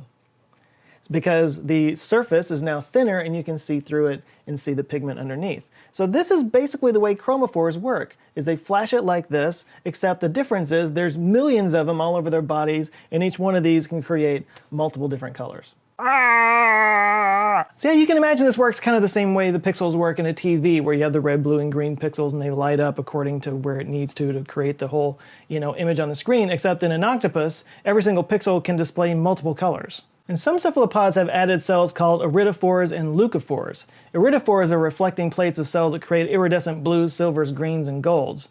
And leucophores are cells that reflect the colors of the environment around them. But that's not the only trick they've got up their 8 sleeves. They can also change the texture of their skin using structures in the skin called papillae. These radiate out from a central spot in a sort of a spiderweb pattern, and when they contract, they pull the skin up into little pointy spikes and even branching structures. So think about that for a second. Think about the jumble of nerves that are required to organize and manage millions of chromatophores, thousands of these papillae, not to mention just basic touch and movement, but also a sense of taste, because they can taste with those suckers. Their arms and tentacles are packed with so many nerves that 3/5 of the neurons in an octopus's body are in its arms. So each arm is kind of like its own separate brain and works independently of each other while coordinated by the central brain. So octopuses don't just have a brain, they have a hierarchy of brains. And the end result of this weird structure is one of the most intelligent animals on the planet. There are countless stories of how they find novel ways of escaping enclosures and problem solving, using tools, recognizing faces, and even playing.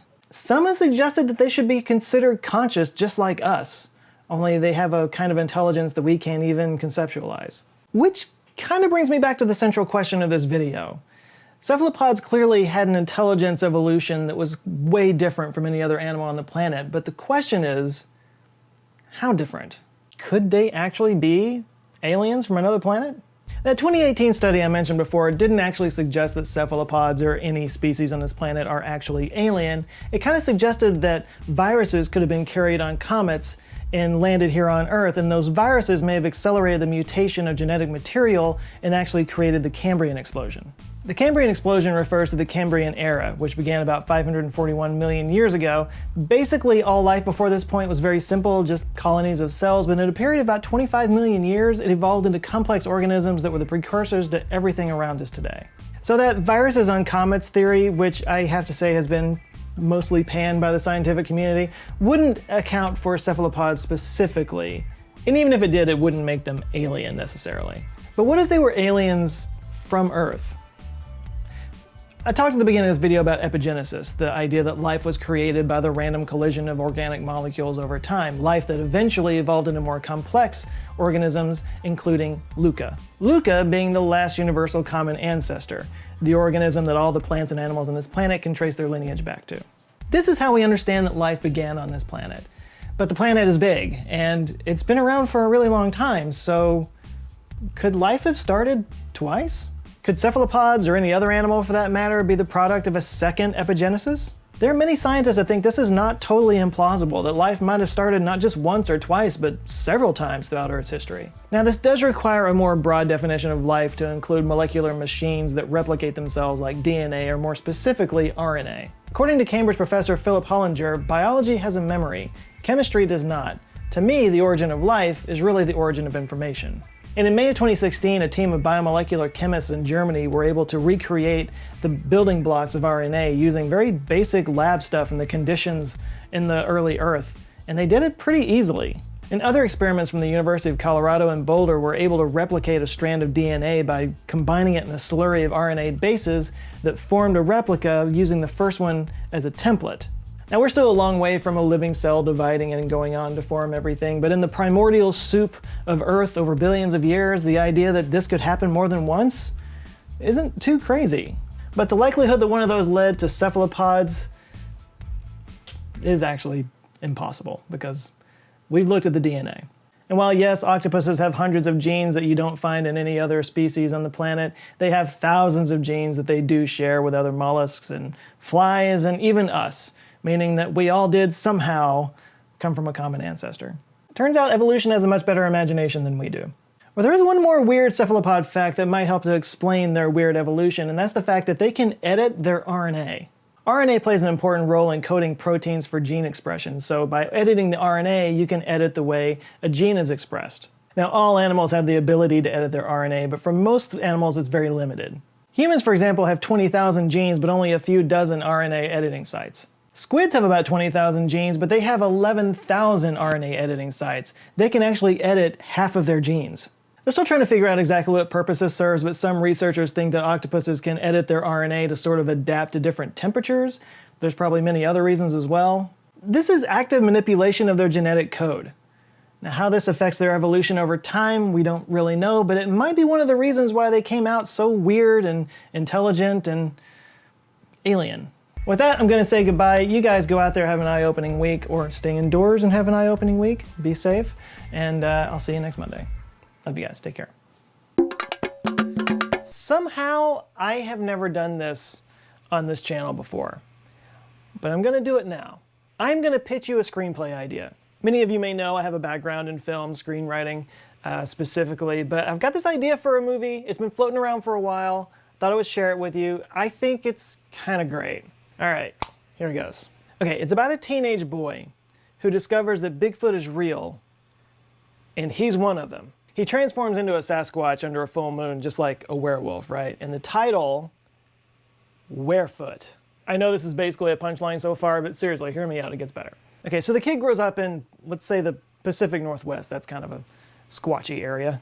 And growing up, he has this memory of playing in the woods and seeing a Bigfoot. Like, he totally sees a Bigfoot. Of course, nobody believes him, but he grows up just obsessed with Bigfoot, and his favorite show is this over-the-top Ghost Adventure style show with this crazy Bigfoot hunter guy. This dude is just like hardcore obsessed with catching and killing a Bigfoot. Like, his goal in life is to have a Bigfoot head like mounted on his wall, and he like generates controversy because some of the traps that he sets up could actually kill something if they fell into it. This guy could be a popular YouTuber, actually. Anyway, our young protagonist, he's a huge fan of this guy. He's really entertaining and everything, but he contacts him and tells him this story about seeing a Bigfoot in these woods when he was growing up, and the guy's like, sure, I'll come investigate that. So they schedule a hunt together. So the kid's super excited. Obviously, he's gonna meet his hero and everything, but before that hunt happens, there's a full moon, and the kid transforms into a Sasquatch in this really terrifying, scary way. And this is where things get a little bit Teen Wolf. He rushes home, he tries to make it stop, but he can't make it stop, and he transforms, and his dad winds up seeing him, but what he finds out is that his dad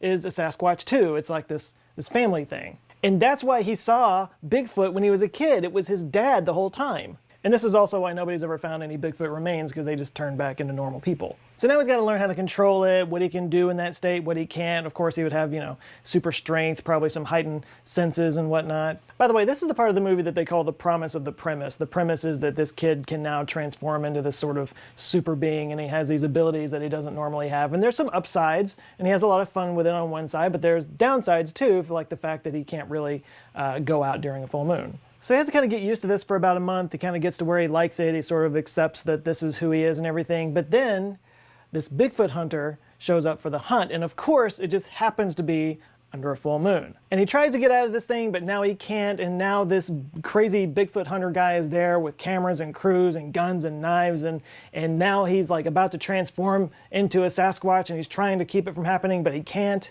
And so now his hero is hunting him, and he's got to find some way to survive for the next few nights. I mean, that's, you know, it's not the worst idea I've ever had.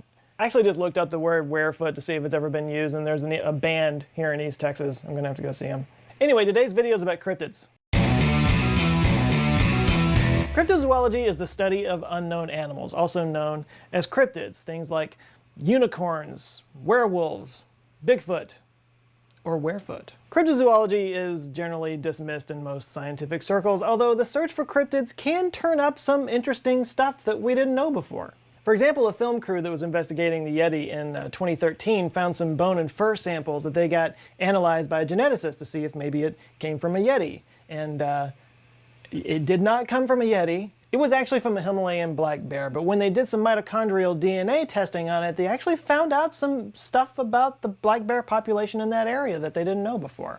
They were able to figure out that 650,000 years ago, a single population of bears got split in two by a glacier that formed in between there, and those two different groups became different subspecies after a while. One became the Himalayan black bear and one became the Tibetan brown bear. So yeah, I mean, thanks to a guy who was researching Bigfoot, we now have more information about bears in a certain population. I mean, it's not going to change the world, but knowledge is good. I think people are interested in cryptids just because of the whole unknown animal thing, like the monster thing. Like, that is some primal stuff. That is deep, deep down in there. I mean, obviously in the caveman days, there were like literal monsters that could kill you if you weren't looking in the right direction. But even up to like 200 years ago or so, the nighttime was some mysterious shit. I mean, before we had electric light, you pretty much couldn't do anything in the nighttime. I mean, especially if there wasn't a full moon, it was just completely dark out, and there could be anything in those woods. I mean, like even today, I have family that lives out in the country, and whenever I go out there and see them, I, look out into the woods, and I mean, what was that? I just saw something, what was that? So it's really no surprise that our stories and our fables are littered with dragons and unicorns and elves. And stories spread wildly about the Sasquatch and lake monsters and the Kraken. These creatures are usually misidentified in some way, but, and this happens more often than you think, sometimes they turn out to be real. Like the platypus or the gorilla or the kraken. I mean, giant squid. And these are just a few of the monsters that turned out to actually be real. So there's plenty of potential for some of these other cryptids out there to actually be out there somewhere. And here's 5 of the most likely ones. The orang pendek. The orang pendek is a human-like primate that's thought to be found in Sumatra, specifically in the Kerinci Simblat National Park, according to people who have seen it.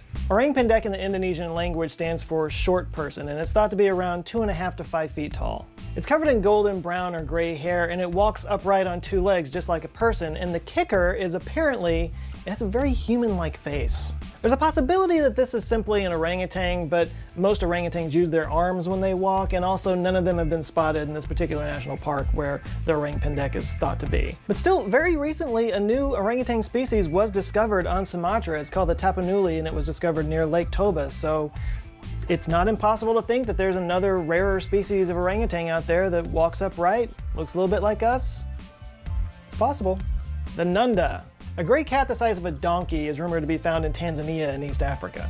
The first recorded mention of it was from a Swahili song in the year 1150, so this goes way back. The nunda, or the ngwe, as it's called in the Swahili language, is thought to have big, huge, giant claws and be super scary and, kill people. It's been described by witnesses as having brindled fur and having claws on their paws the size of lions, and it supposedly never roars, but it does purr. But yeah, it was blamed for several attacks on people in the 1920s because some of the bodies were found with gray hair clutched in their hands, meaning that they might have tried to fight off this thing, and they think that gray hair came from the nunda. But was it purring during the attack? Naughty nunda. There's also the possibility that it's just a hybrid offspring or a subspecies of tigers or leopards or something like that. Some cryptozoologists, though, think it might just be an abnormal version of the African golden cat, the Prophyllus aurata. The dobhar shrew. Otters are very cute animals. Have you seen the otters that lay on their back and hold hands while they sleep? Because they hold hands so then they don't tip over, and it's cute because they're helping each... Shut up. But cross an otter with a large hellhound and you get Ireland's dobhar shrew. Known as the Irish crocodile, this creature is reportedly 7 feet long. It can travel over land and in the sea, and it's very bloodthirsty. And also, like otters, they hunt in pairs. Except instead of holding hands, they hold entrails. Sightings of this creature go back to 1684, and they're often found in lakes around Ireland, especially Strahin's Low in the county Mayo? I don't know Irish. But if you want to see a picture of one, just go to the Cornwall Cemetery in Drummond's. There, carved in the gravestone of Grace Connolly, is a picture of the dobhar shrew that reportedly killed her, in 1722. The Dilbar shoe is one of many water cryptids, which isn't really surprising considering even to this day we've only explored like 10% of the ocean. And there is something about the underwater world, you know, it's an environment that we can't live in, you can only see so far down, so it's not surprising that there's a lot of legendary cryptids that come from there. But we're also always finding new species down there, some that used to be cryptids like the before-mentioned giant squid. The chupacabra. The chupacabra is easily the most famous cryptid on this list. It was first reported in Puerto Rico in 1995, although there were stories of some weird creature killing livestock in the US Southwest all the way back to the 1970s. At its extreme, it's described as a reptilian creature with greenish-grayish skin and giant spikes sticking out of the back. It's thought to be 3 to 4 feet tall, hops around like a kangaroo, and kills animals by draining it of its blood. Or, according to some people, it's really more like a hairless dog. In fact, one theory is that it's literally just coyotes with mange. Studies have shown that coyotes that are suffering from mange often just hunt the easy prey like livestock. Hence the name chupacabra, which means goat sucker. And as for why it was originally described as being kind of reptilian, there's actually a theory that that's simply because the movie Species came out in 1995 in Puerto Rico, and that just kind of got into everybody's subconscious, at least according to National Geographic. Way to go, Ben Kingsley. Way to go. And last but not least, the Acarines. Finally, we get to a cryptid that we can all identify with because, well, it's a human. The Acarines are said to be an indigenous people located in the Amazon rainforest. What sets these apart from other indigenous people in that area is that they are apparently very European looking. Pale skin, blonde hair, that kind of thing. They were first reported in the 16th century by Spanish missionaries, but these were also thought to be the inspiration for Percy Fawcett to go look for the lost city of Z. A bit more recently, they were spotted in 1924 by surgeon and explorer Alexander Hamilton Rice. In a New York Times article in 1925, he described them as a tribe of white Indians at the headwaters of the Parima River who spoke a language entirely their own and ate cocaine as a relish for their diet of wild plantains. Oh, they're stockbrokers. South America is home to many uncontacted tribes, as I mentioned before, but the Acarines are thought to possibly be the Ake from Paraguay. Early descriptions of them talked about their white skin, their pale eyes, and their blonde beards, so maybe it's them? The irregularity of cryptid sightings kind of raises the question, what is a minimum population that must be present in order for a species to be viable? And this is a tricky question to answer because it depends on a lot of specific variables about the environment and the life history of that species. And it's kind of hard to evaluate the life species of an animal when it hasn't been, discovered yet. There are computer simulations that can help sort of determine what a minimum viable population of a species might be, and researchers use it to look at the natural history of the species, the reproduction behavior, and movements of individuals amongst a population. But once again, you kind of have to have access to a species in order to really understand it in that way. One quick shorthand is what they call the 50-500 rule, and what it basically means is that you need about 50 members of a species for short-term survival and 500 of a species for long-term survival that can survive, outbreaks and calamities and stuff like that. So if you apply this rule to, say, the Loch Ness Monster, that would mean you would need about 50 of those in that lake, which is kind of hard to imagine there being 50 in that one lake and only getting just rare sightings of it, and not to mention never finding any remains whatsoever. And this is one of the reasons that most experts rule out the possibility of there actually being a Loch Ness Monster, so sorry, Nessie fans. But even this rule isn't foolproof. There are species that have dropped below that number and still survive, like the cheetah and the European bison, so who knows? But you could also apply that rule to the Sasquatch and ask, is there enough untamed forest land out in the Pacific Northwest that a population of 50 to 500 of these humanoid creatures could live without being spotted, even by all the imaging that's out there today and no remains being found? I'll let you guys debate that down in the comments. Of course, if you ask me, I think it's just a species of werefoot. So yeah, what do you guys think? This was obviously just 5 of them. There's many more out there. Do you have a favorite cryptid, something that you think could possibly be out there that we haven't discovered yet? Have you seen something that you swear is real and nobody will believe you? Let nobody believe you in the comments. This should be fun. All right, that's it for now. Thanks again for watching. You guys go out now, have an eye-opening rest of the week, and I'll see you on Monday. Love you guys. Take care. Old school viewers know that there's a running gag on this channel that anytime octopuses or cephalopods are mentioned, that my writer Jason always sneaks in a comment into that script about how it was the greatest video of all time, because Jason wrote it. Jason. But I guess he didn't write this script because he would have put it in the right, what I'm saying. Anyway. Hey, have you checked out my merch site, laughsmarter.com? Because here comes the obligatory plug. Not that kind of plug. Get your head out of the gutter. LaughSmarter.com is where you can find all the shirts that I wear in all of these videos, including this one right here. It's where we have all the designs in t-shirt form, mug form, stickers, you name it. And from time to time, we do limited edition merch drops like the Roman dodecahedron, etc. Which, by the way, if you want to keep up with all that, you can sign up for my monthly newsletter right here. Hey, double plug. Don't Google that. Anyway, buying merch does obviously help to support the channel, but it also gives you something that you can hold in your hand and wear and show off. That's always nice. So that's laughsmarter.com. I'll see you over there. But first, let's take a look at some mythical creatures from history. There's a lot we know about the universe and the world around us. But we also keep learning new stuff all the time. Like, did you know we only have explored 5% of the oceans? And we keep finding new species every year. In fact, last year in 2020, the California Academy of Sciences added 213 new plant and animal species to their tree of life. They include 101 ants, 22 crickets, 15 fishes, 11 geckos, 11 sea slugs, 11 flowering plants, 8 beetles, 8 fossil echinoderms, 7 spiders, 5 snakes, 2 skinks, 2 aphids, 2 eels, 1 moss, 1 frog, 1 fossil amphibian, 1 seahorse, 1 fossil scallop, 1 sea biscuit, and 1 fossil sea lily, and 1 coral, and 1 partridge in a pear tree. Okay, so now imagine you were living in ancient times, and you ran across the skeletal remains of an animal, and you didn't know what we now know about all the different species around the world. Or maybe you heard about an animal third hand from some traveler. You're trying to make sense of what you're seeing or what you're hearing with the limited amount of knowledge that you have. So you do what humans are great at. You justify, you create a story, you develop a myth, you find a reason for this thing to have the appearance that it has. And that's not necessarily a bad thing. It might give you comfort or entertainment or religious guidance or moral support.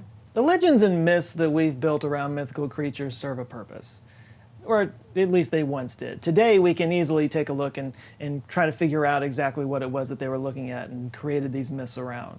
And this isn't just fun and interesting, it also helps us to understand cultures around the world and gives us a little insight into what makes humans the way we are. For this episode, I want to look at mythical beasts that were based on real-life animals, and in some cases, real-life animals that were once considered mythical beasts. So some of these animals were totally legit animals that we know very well today, and then others were maybe just kind of conjured up after seeing a few skeletal remains. A few skeletons and an endless imagination can go a long way. And I'm going to rate them on what I'm calling the underwear scale, in the sense that an old pair of underwear stretches a lot, whereas a new pair of underwear might be a bit more tight. So basically, the more of a stretch the explanation is, the older the underwear. You get it. Because science. The first creature on our list is dragons. Daenerys rode one, King Ghidorah fought Godzilla, Puff was magical. Yep, we're going to talk about dragons, those mythical beasts that fill our fairy tales and fantasies. Interestingly, almost every culture around the world has some kind of legend about dragons in their history. The first appearances of it came up in Mesopotamian and Greek writings. For example, the Mushkushu is a scaly dragon with feline forelegs, eagle talons and hind legs, a tail, a long neck, a horned head, and a serpentine tongue that appears in the Ishtar Gate in the city of Babylon from the 6th century BCE. In the Bible, there's a Leviathan, a sea serpent that spits fire from its mouth. King Agamemnon in the Iliad has a blue dragon on his shield. Because of their serpent-type bodies, dragons are often perceived as representing evil, or at least in the Middle Eastern and Western worlds. In some Eastern Asian myths, dragons are beneficent creatures, representing heaven and masculinity. No matter which culture they appear in, dragons are almost always reptilian. Anthropologist David E. Jones suggests in his book An Instinct for Dragons that it's an amalgam of 3 primal fears: snakes, predatory birds, and big cats. Now, another mythological creature that includes 2 of those fears anyway is the griffin. It's a mixture of a lion and an eagle. It's often depicted with the back legs, body, and tail of a lion and the head of an eagle. Some griffins have wings and eagle talons in their forefeet, while others don't. Since it was one part king of all beasts and one part king of all birds, it was sort of king of all creatures entirely. Griffins are found in mythologies around the world, from the Middle East and Northern Europe, and they're known to guard treasures in tombs. Some legends say their feathers can cure blindness. But were dragons and griffins real? If you were a Scythian living near the Black Sea in ancient times, then yes, at least if you ran across their skeletal remains. Skeletal remains that today we would recognize as the bones of a protoceratops. Protoceratops was a sheep-sized herbivore from the Cretaceous period that would look very familiar to people like us that were brought up on Jurassic Park, but if you were back in ancient times and you had no concept of deep time and no idea what dinosaurs were and you ran across bones that looked like this, I could see it. I could see it.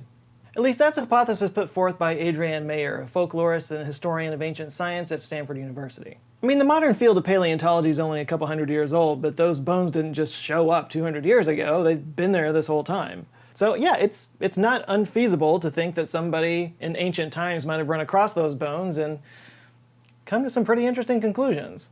Not everyone agrees with this hypothesis, though. Like Dr. Mark Whitten, who believed that the Greeks came up with their version of griffins from living animals and not fossils. Whitten wrote in 2016, "The fact that living animal anatomies can easily account for all elements of ancient griffin depictions, there seems no need to invoke Protoceratops as part of griffin anatomy.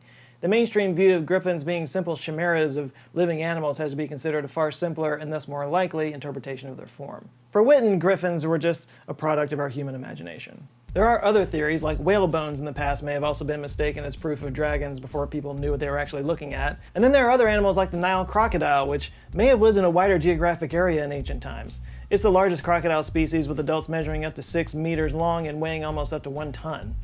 Also, it can do this thing that they call a high walk, where it walks with its trunk off the ground, and when it walks towards you, when it lumbers towards you, and to some people, that could be interpreted as a type of dragon. The goanna is a species of monitor lizards found in Australia. They're predators with razor-sharp teeth and claws and can grow up to 2 meters long. They also have venom glands, can climb trees, and can quickly sprint on their hind legs.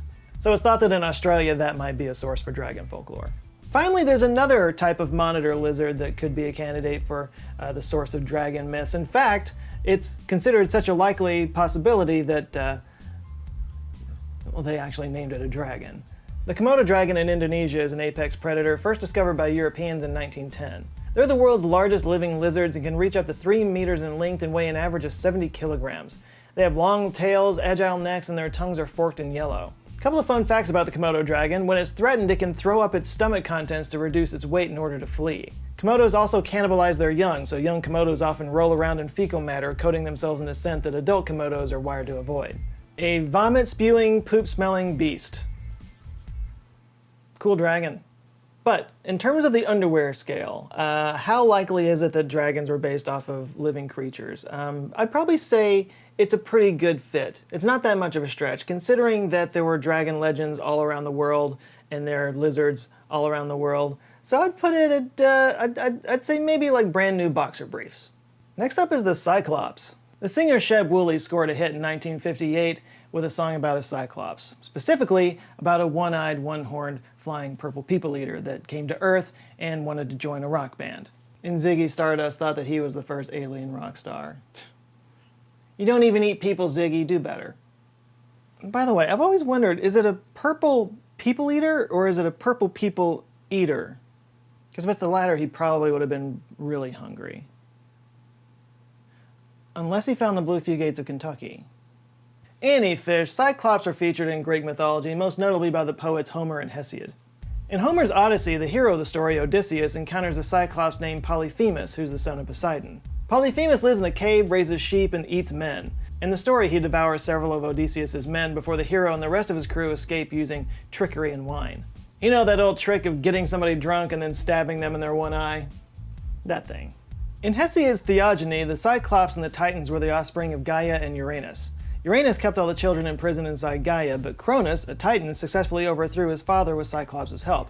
And their reward for helping? Cronus imprisoned the Cyclops in the Greek underworld.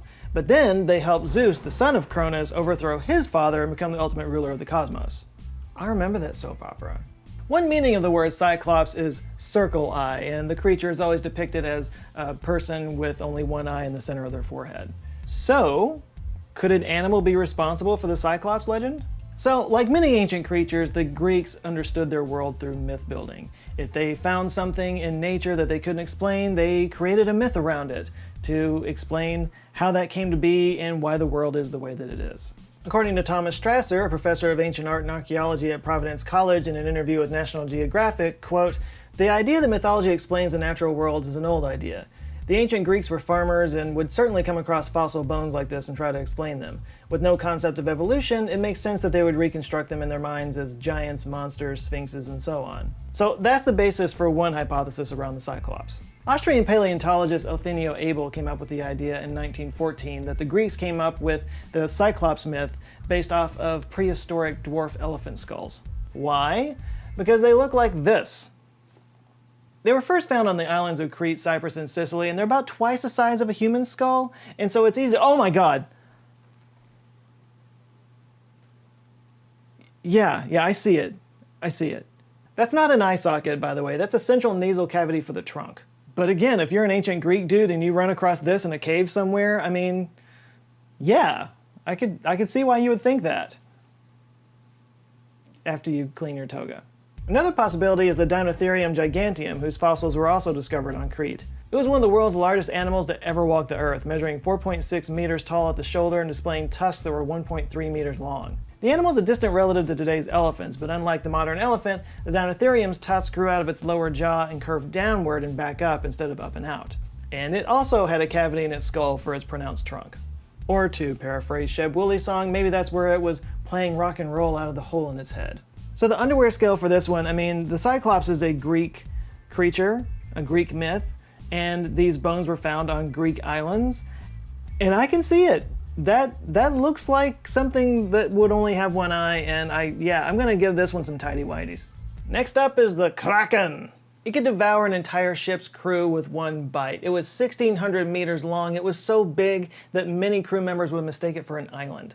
And when it wanted to feed, it would emit a strong and peculiar scent, which may have just been poop.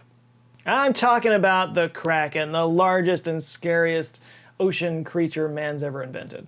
The earliest known mention of the Kraken comes from King Sverre in Norway in 1180, when he listed it as one of several sea monsters lurking in the waters around Greenland and Norway. A 13th century Icelandic saga called Orvar Odr mentioned a mythical creature too named the Hafgufa, with a description strikingly similar to the Kraken.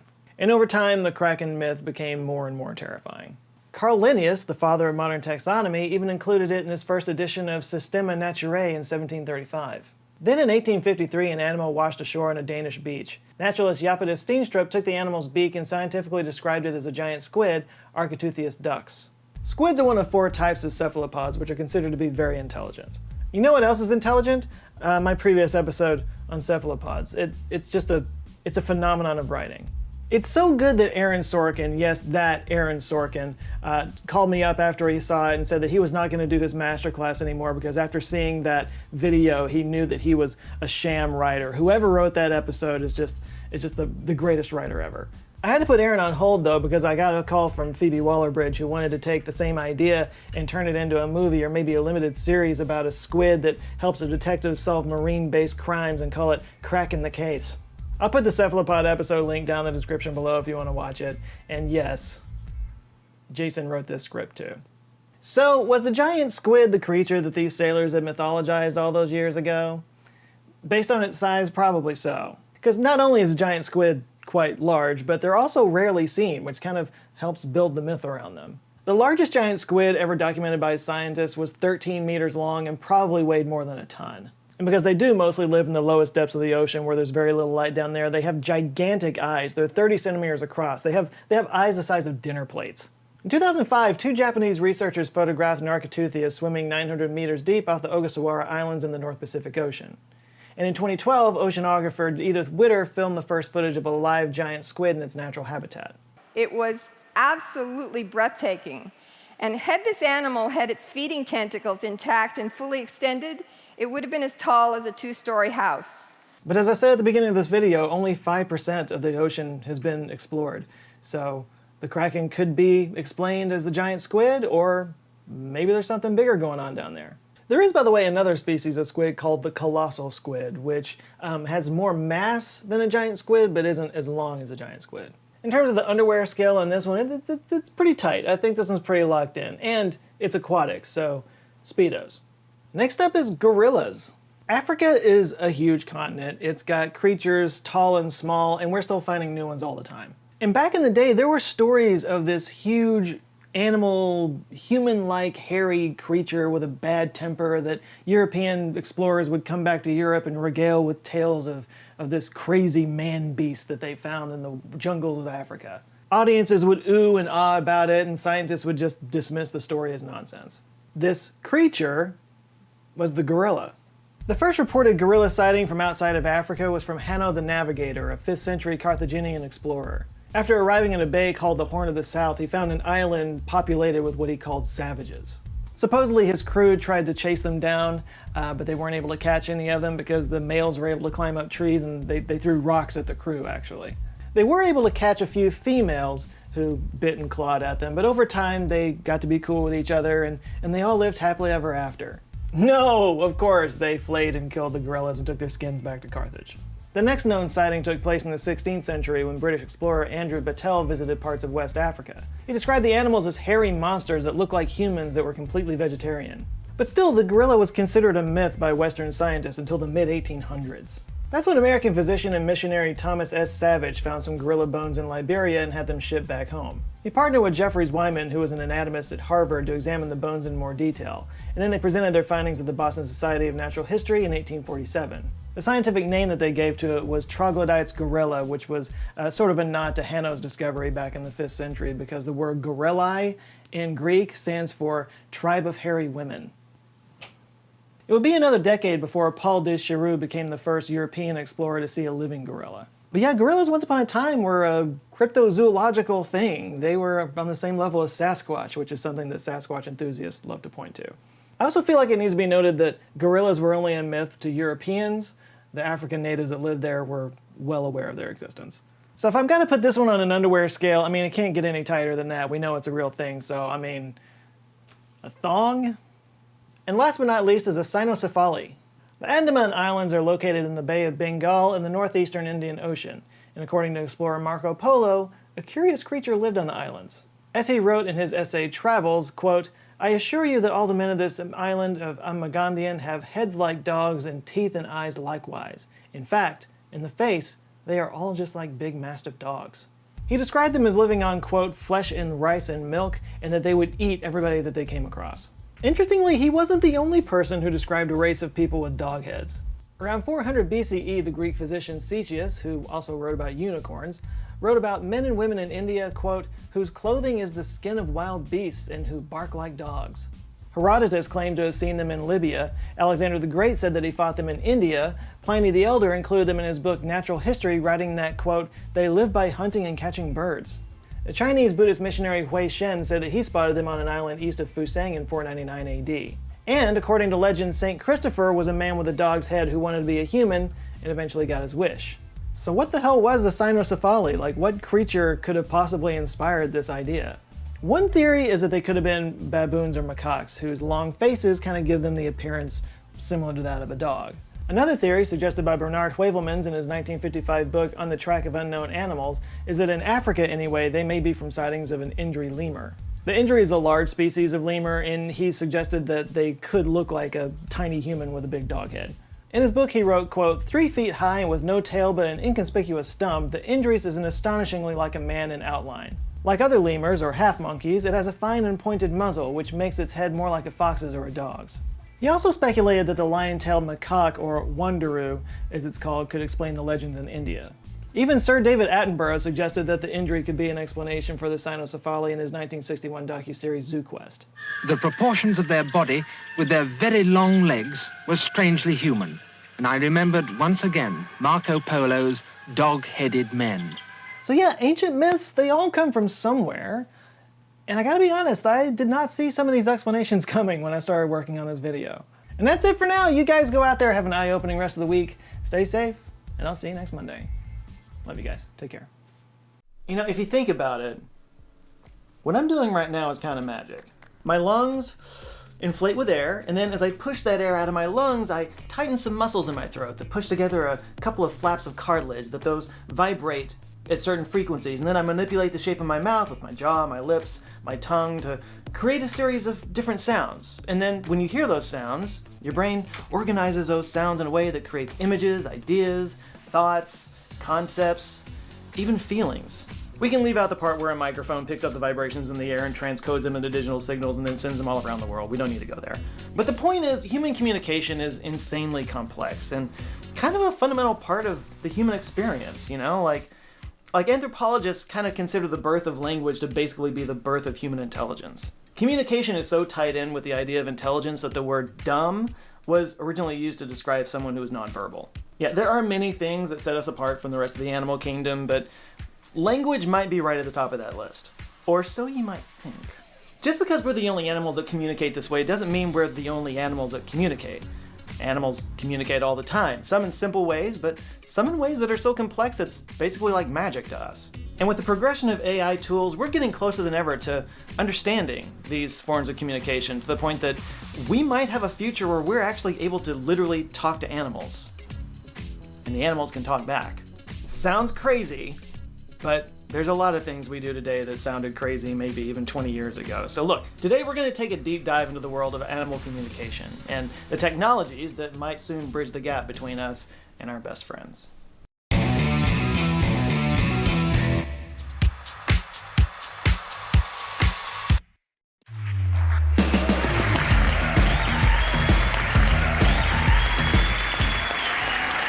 Thank you. We are so excited to share with you that we have developed a technology that allows us to communicate with animals. Yes, thank you. But why tell you about it when you could see it yourself?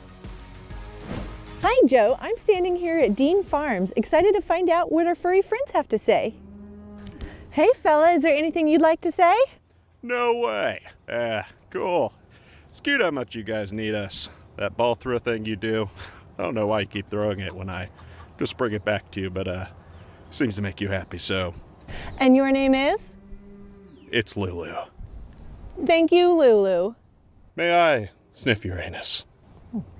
Ladies and gentlemen, the future. Anything you have to say? Oh, you can hear me? That's right. Stupendous. Finally, someone can tell those hens to shut the hell up. Every day I gotta listen to those birds. Morons. I swear, one more day, I'm gonna set this barn on fire. Hey, wanna hear a joke? Why'd the chicken cross the road? I don't know. Why? To go that dirty donkey at the neighbor's farm. Hey, I'm not a donkey. I'm a mule. Ew, no. You, Rainbow Dash. Can I come over later? No. Slut. Oh, hey! The technology does work. Can we move on to someone else? Hello, ladies. Is there anything you'd like to say? Have we analyzed chickens yet? We have? Okay. I saw you talking to the sheep and the horse, and I figured you were on their side. I'm sorry. Side? You know, the hairy animals. Animals with hair. Oh, did you smell how gross they are? It's wool. It's disgusting. You were all the same. Low lives. I want to hear what you have to say as much as I want to hear the sound of my own chicken hitting the hay. $20 million on this. $20 million. Well, how does it feel to know that the humans eat your babies every day for breakfast? Wait, is that true? I mean, You animal! Hey, go f yourself. Oh, We're done. You, Shut it down. Your mother's a horse! We're done. Why? Fuck you. Joe? I've talked about animal intelligence before on this channel. In fact, I did a video on the smartest animal species and a video on the dumbest animal species. The smartest animals video did really well, and the dumbest animal videos kind of bombed, so yeah, let's talk about how smart animals are in this video. So there's all types of ways that animals communicate. Some verbal, like howls, barks, meows, squeaks. And some nonverbal, like bioluminescence, scent marking, visual cues, and posturing. For example, fireflies use bioluminescence, ants use chemical cues, and peacocks use visual displays. Researchers narrowed down animal communication to 4 types: auditory, visual, tactile, and chemical. We tend to think mostly about auditory communication because that's mostly how we do it with the mouth magic I was talking about earlier, but even in that category, there's a wide variety in the animal kingdom. Like animals of the same species that live in different regions might have different dialects, just like we do. And it's kind of like birds from one area saying pop, while birds from another area say soda, and birds in another area say cola, and the birds from Texas say Coke even though they drink Dr. Pepper. There are even examples of birds that live kind of on the border between two different dialects that learn to adapt their dialect depending on who they're talking to. Like bilingual birds, basically. Now, animals can also communicate through sounds, but in sounds that we can't hear. Like dolphins that communicate through ultrasonic frequencies that are too high for us to hear, and then on the flip side of that are like African elephants that can communicate through infrasound that's too low for us to hear. And the cool thing about that one is that it can travel extremely long distances, like up to 281 kilometers away. And even cooler, it's thought that they can actually not just hear it through the air, but also through their feet, like picking up vibrations from the ground. And by the way, auditory communication doesn't necessarily mean vocal communication. Take the male peacock spider. It kicks out a beat with its legs, hoping to attract a female, and then once it does, it performs a little dance, and if the lady spider likes it, she'll start to dance too. Naughty. And that starts to get into visual communication. Now, obviously, there's a lot of different ways that animals use their, body language to communicate, to attract a mate, to ward off rivals, to point out threats or food. This can take the form of them, puffing themselves up to look bigger and more threatening, or show off plumage to attract a mate, or in the case of bees, they're doing a little, shimmy pattern in the hive to communicate a source of pollen. Which, by the way, that's always fascinated me, that something with a brain the size of a grain of sand can communicate not just what something is, or how far away it is, but also what direction it is just by dancing. That's insane to me. Then you have cephalopods who can change colors to communicate, and not just change colors, but create flashing patterns of colors and even textures. Like I said before, like just imagine if people could just flash what they're thinking in words on their skin. And that would be crazy. Cephalopods are crazy, and they're also the subject of the best written script in the history of this channel. I still can't believe that episode didn't win any awards, like the Nobel Prize. That script was deserving of a Nobel Prize. Who wrote Did Jason write this? I got Jason. But anyway, cephalopods change colors to attract mates, or to repel predators, or to camouflage themselves, or just to make us lose our minds. They're friggin' aliens. Now, when we talk about tactile communication, that can be everything from touch to form bonds between pairs or family members, to aggressive mock attacks to sort of establish a pecking order in a pack. There's also kind of a slight crossover between tactile and auditory communication. Like I was talking about the African elephants earlier, kind of feeling sound through their feet. Another example of that kind of thing is the African demon mole rat. Yeah, because mole rats aren't freaky enough, now there's demon mole rats. They live their lives underground and bang their heads against the tops of the tunnels, and how quick and hard those thumps are indicates the different things to other demon mole rats. Finally, there's chemical communication, and this can be everything from pheromones to attract a mate, to ants leaving chemical trails for other ants to follow, sometimes resulting in a death spiral. Or just smell. Like we've all seen dogs, sniff each other's butts. That's just a way for them to gather information about each other. That's basically chemical communication. In fact, many animals use their poop for exactly that purpose. Like white rhinos have communal poop areas called middens that can be up to 3 meters wide. These middens basically relay social and biological information to other white rhinos. It's kind of like a rhino Twitter. That is a very apt metaphor, actually. When humans and animals try to communicate with each other, it's usually through auditory, tactile, and visual cues. Think of your dog barking, or maybe your cat rubbing itself against your leg. Or maybe you got a bird to dance to a song. All that's great and surprisingly effective. I mean, anybody out there with a dog, when they're hungry, when they need to go out, when they're interested in something, or when they're not feeling well. There's a reason we bond with them so strongly. And like me, I'm sure many of you carry on full-on conversations with your dog. Hello, Jojo. Oh, you're getting kind of crazy. It's not the time you think it is. She's like, I know you're saying something, but I don't know what. But these conversations are pretty one-sided, and there's a lot of projecting and anthropomorphizing on our part. The real dream is for animals to talk back, using words, just like we do. Which did actually happen for the first time in 1967. That's when the husband and wife team of Alan and Beatrix Gardner had the idea of teaching sign language to primates. This makes sense because their vocal structures just don't have the ability to, create the same sounds we do, but chimpanzees and gorillas often communicate visually through gestures. They tried this on a chimpanzee named Washoe and found some moderate success, and this prompted Dr. Francine Penny Patterson to try this with a gorilla in 1972, a gorilla named Coco. Coco is by far the most famous talking animal of all time. She was able to not just ask for food or for toys, which she did all the time, but she also seemed to be able to convey complex emotions and concepts. There's actually a story that I heard where somebody asked her what happens when you die, and she responded, "Comfortable hull by." That makes me feel weird things. She also apparently struck up a friendship with Robin Williams when he visited her one time. I think she had seen him on TV a lot and was just like really excited to see him. Anyway, it's really heartwarming. It's thought that Coco had developed a vocabulary of up to 1,100 signs before she died in 2018. It does need to be said, though, that there are some language and animal experts that don't think that Coco really understood what she was saying. They think she was just kind of mimicking what the humans were doing. Just full disclosure, there is a debate around it. Then you have those videos that some of you may have seen of dogs using soundboards to communicate with their owners. I know, it's amazing, it's adorable, and it's wholesome. And of course I'm going to throw cold water on it because I'm the actual worst. But for one, the dog may be pressing a button without knowing or understanding the word. Like B.F. Skinner's rats didn't talk, but they knew which button to press for the food. The dog could also just be reacting from clues from its owners, like, body posture or looks, just the little micro expressions. The owner's probably doing it unintentionally, but dogs are really, really good at picking up even the smallest signs in our body language. When your communication is primarily visual, you become hyper attentive to these kinds of things. And sure, they may have some kind of understanding of what the words mean, in the sense that, they know if they press X button, it'll make Y sound and get Z reaction from us.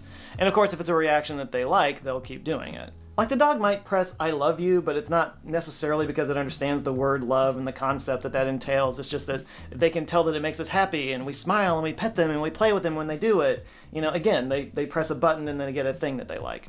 And I'm just gonna say it. Dogs are manipulative little liars, okay? My old dog Jake hurt his leg one time, and then he saw how much attention he got from us whenever he limped. So yeah, from that point forward, he'd literally fake a limp to get sympathy from us. And yes, it worked every time. And there are some other issues with the videos. I don't need to go into all of them, but they are edited, so you don't know how many times a dog may have typed nonsense into the board that got cut out of that video. Maybe for every intelligent interaction, there were 99 nothing burgers. And also, again, cold water. According to an article that I'll link down below, the people who made those videos are kind of participating in a study that's being funded by the makers of the soundboard. So it's kind of a marketing thing. Just to be super clear, I'm not saying there's nothing to this. It's just that, well, like everything on the internet, skepticism is warranted. And look, I totally get why people love these videos. Of course we want to be able to talk to our pets. We love them. We have a bond with them. We share our homes and even our beds with them. And especially when they're sick or hurting, it's just super frustrating that they can't just tell us what's wrong. Being able to talk to animals and understand their thoughts and feelings might even help us better understand our own cognitive abilities as humans. It might also help us take better care of them in zoos and sanctuaries, because they'll be able to let us know what they want or what they need. Quick sidebar, would we still keep them in zoos and sanctuaries if we knew what they were thinking? But it could also help us to develop deeper and more interactive relationships between animals and their caregivers, maybe help reduce anxiety in both. And look, this might be a bold statement, but who knows? Maybe communicating with animals would help us to become more empathetic beings ourselves. Not just with each other, but with the planet as a whole, which could impact conservation efforts and give us a real incentive to protect it from unnecessary abuse and exploitation. And to my knowledge, there's really only one thing that can truly do that. We'll align the planets and bring them into universal harmony, allowing meaningful contact with all forms of life, from extraterrestrial beings to common household pets. So let's go with this idea. What would the world look like if we could actually talk with animals?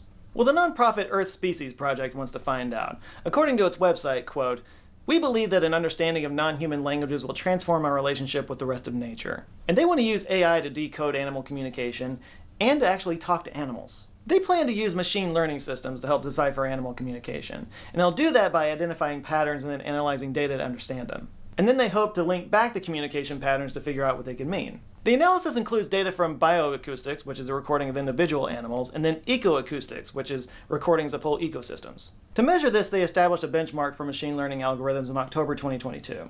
It uses 10 data sets of different animal communications to create a baseline for AI classification, and it's called the Benchmark of Animal Sounds, or BEANS. No offense to the Earth Species Project, but I reject this acronym. That is the worst acronym I've ever heard. The data sets include recordings from amphibians, birds, elephants, insects, and primates. Cats and dogs are being studied too. But it's marine animals like whales and dolphins that show the most promise. As CEO Katie Zakarian said, quote, "Cetaceans are particularly interesting because of their long history.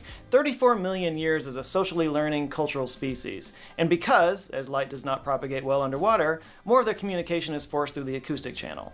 And it's thought that this type of research could help with conservation efforts." For example, AI analysis helped create mobile marine animal protection areas off the west coast of the US. By the way, this doesn't just help with research and conservation efforts, it can also help endangered species. One of those examples is the Hawaiian crow, which went extinct in the wild in early 2000s. Yeah, some of the last remaining birds were brought into captivity as part of a sort of a conservation breeding program, but reintroducing them back into the wild has been challenging. But the Earth Species Project wants to help out with this by basically studying the bird's vocabulary and creating a catalog of all of its calls. Then it'll compare that to historical recordings of wild Hawaiian crows to see if those calls have, changed while being in captivity. And it's kind of interesting because the thinking here is that, maybe one of the reasons why they're having trouble reintegrating into the wild is that maybe they've, lost important calls in captivity, like mating calls or warnings about predators. And if so, maybe they could retrain them through these recordings and give them a leg up in future rewilding efforts. And if successful, this could be repeated with hundreds of other threatened species around the world. Now that's super cool, and it's obviously a noble cause, but let's be honest, you're just here because you want to talk to your dog.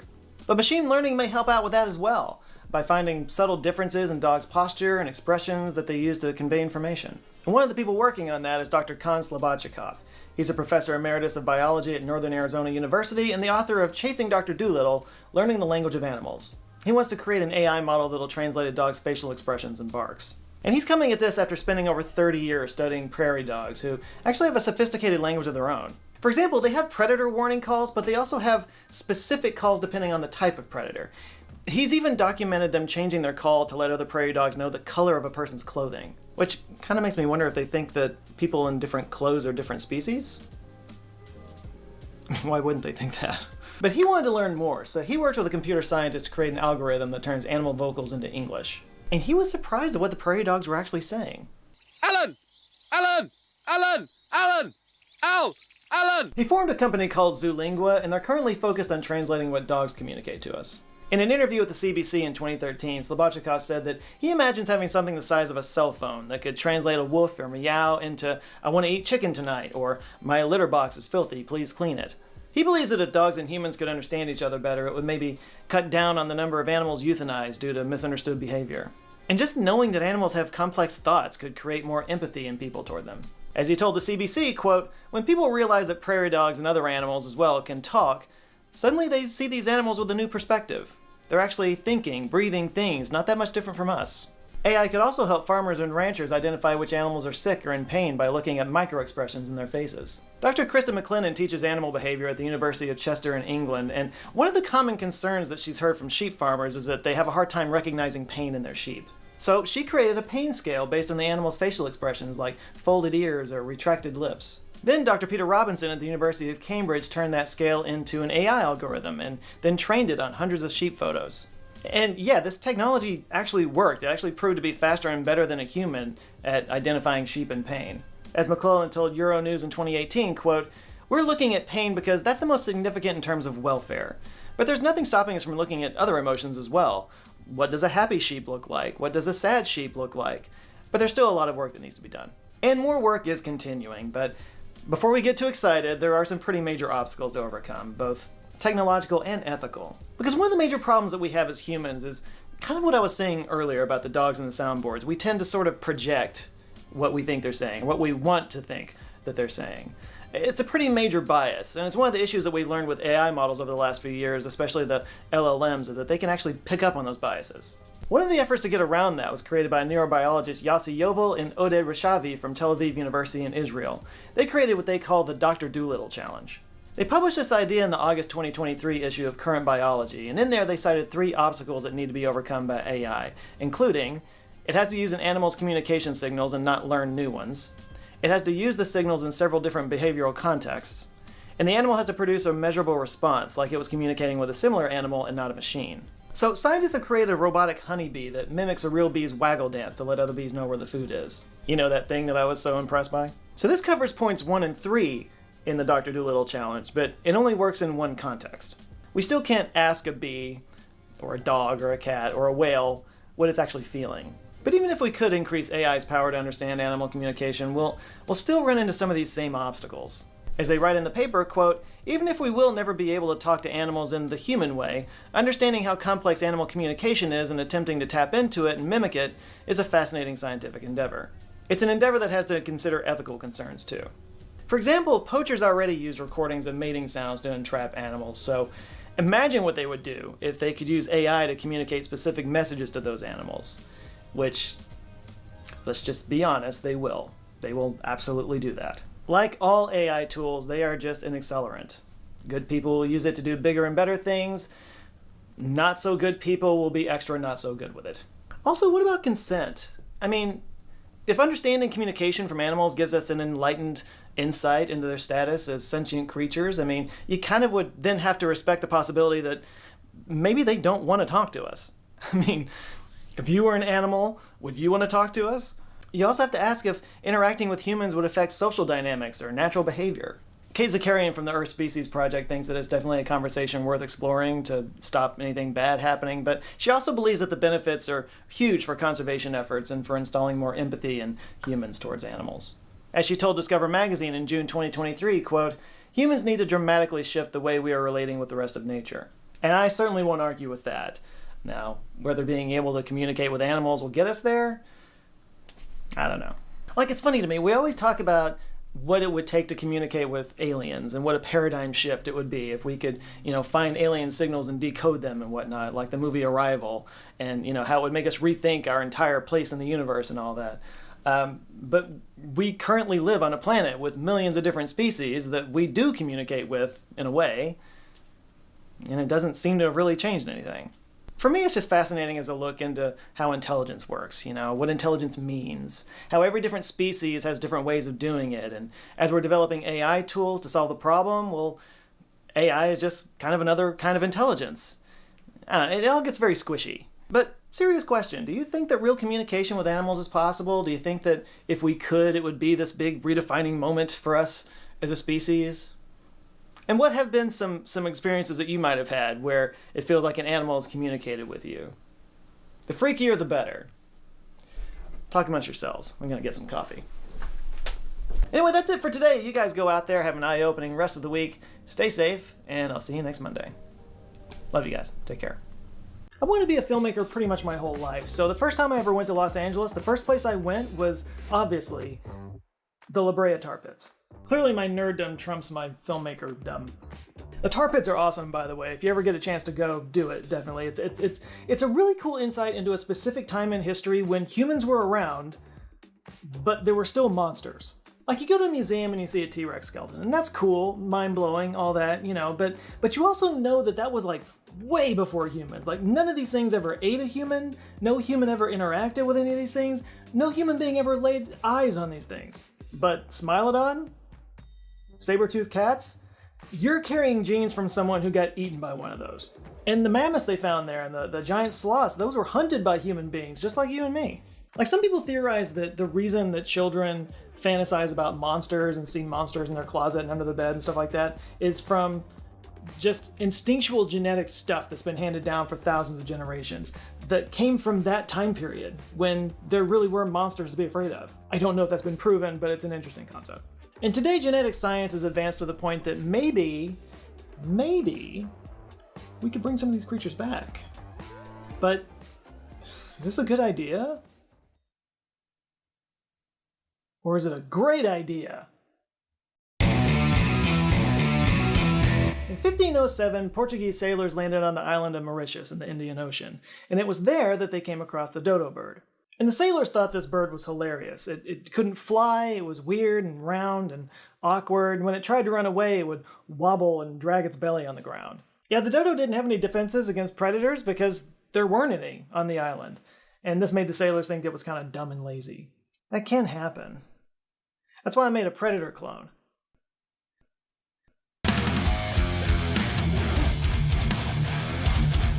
Ah! Ah!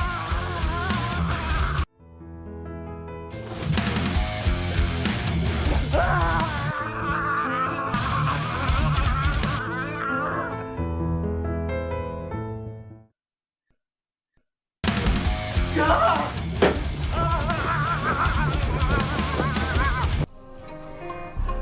Now I'm in the best shape of my life, and my mind's sharper than ever.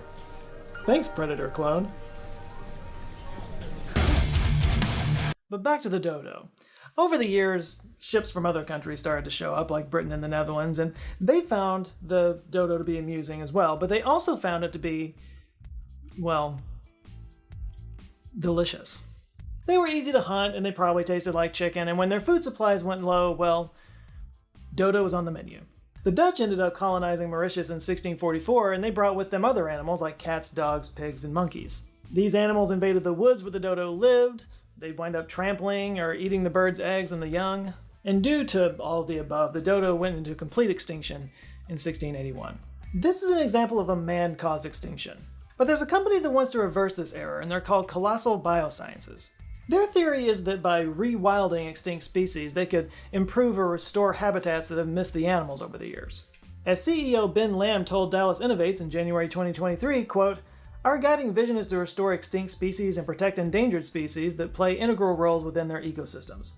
Returning extinct keystone species to their original habitats can help restore ecosystems impoverished by their absence and add to biodiversity." And they're not stopping with the dodo. They also want to revive the woolly mammoth and the Tasmanian tiger. But that brings up a good question, like what are the pros and cons of bringing back animals from extinction? I mean, we know the cons.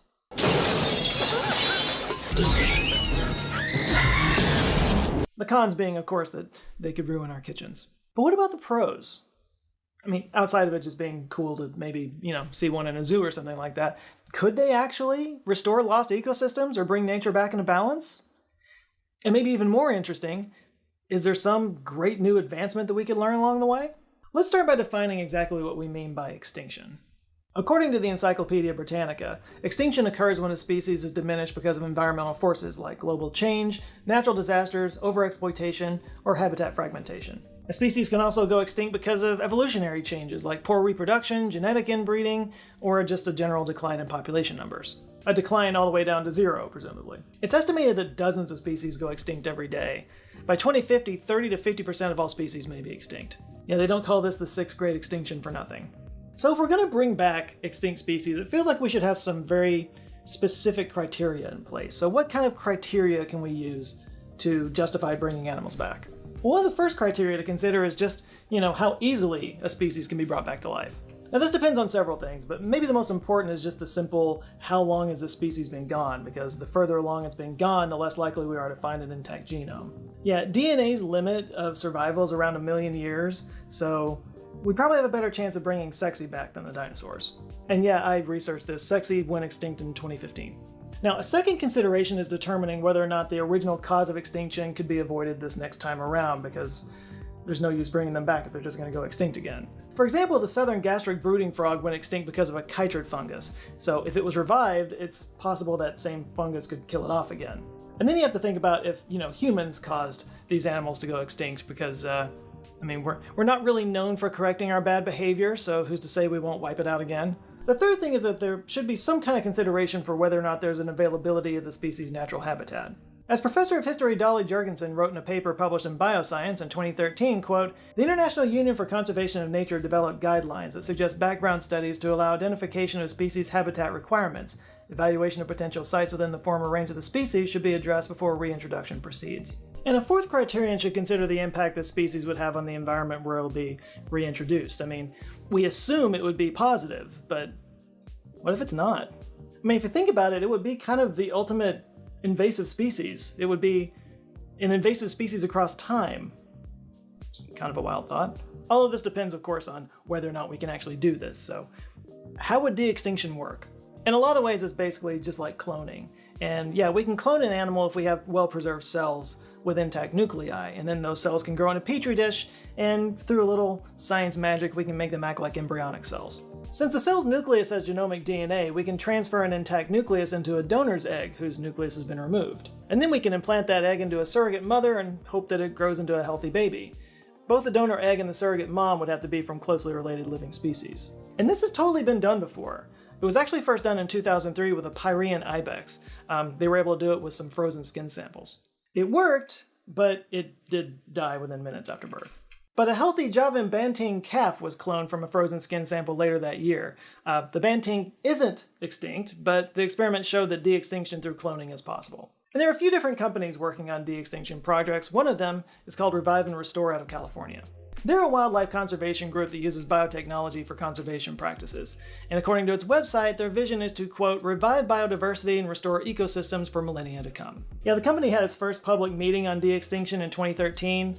The woolly mammoth and passenger pigeon would be the first on their list. For the woolly mammoth, they talked about combining a whole suite of technologies, including bioengineering, cellular resources, genome research, and reproductive techniques. And they're applying similar tools to the passenger pigeon, but their main focus is on endangered species that need genetic rescue, like the Blackfoot ferret and Przewalski's horse. In 2021, they handed off their mammoth project to another company, Colossal Biosciences. Actually, Colossal is based right here in Dallas, right here in my backyard. And yeah, they've gotten a lot of press lately ever since they said that they were going to revive the woolly mammoth. But we got to back up for a second, because what Colossal wants to create is not going to be a true woolly mammoth. According to their website, it will be, quote, more specifically a cold-resistant elephant with all the core biological traits of the woolly mammoth.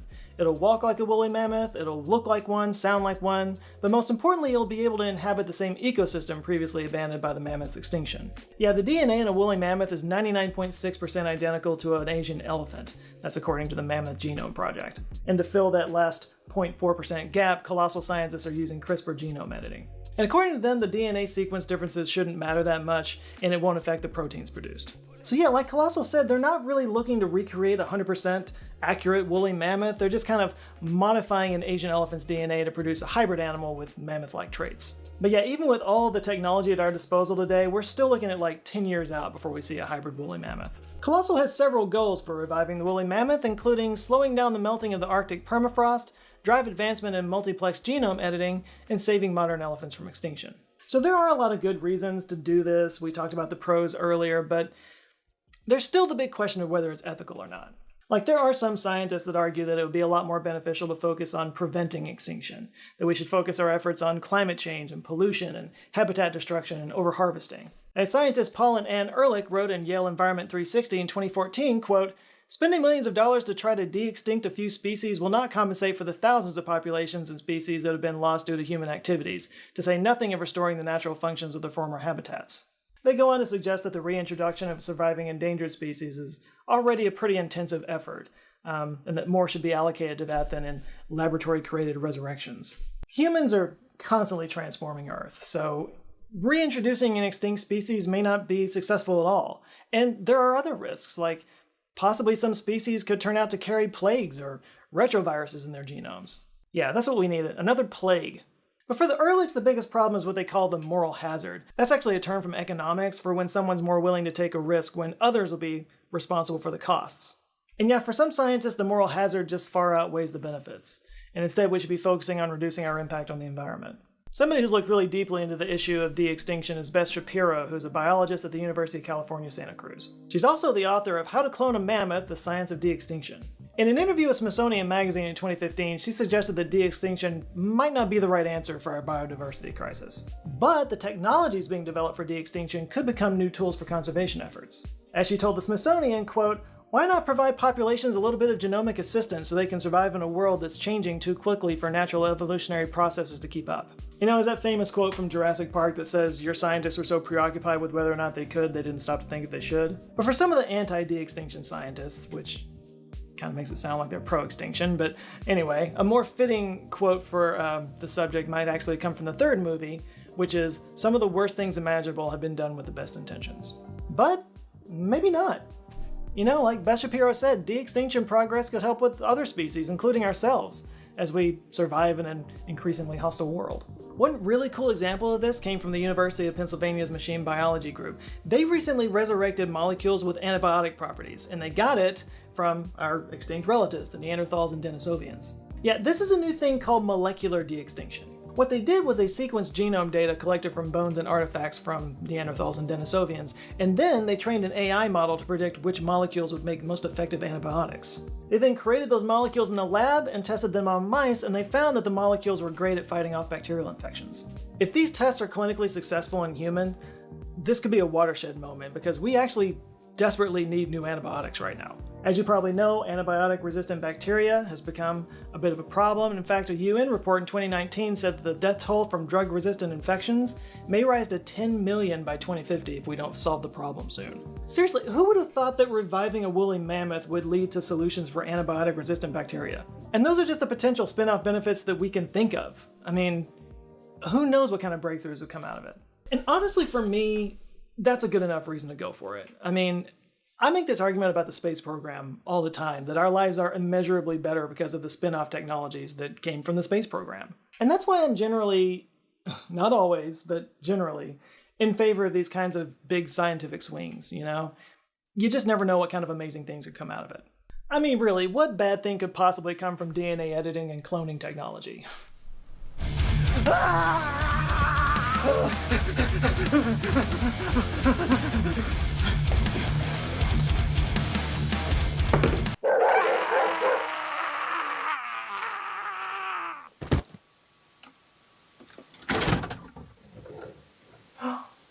Zoe,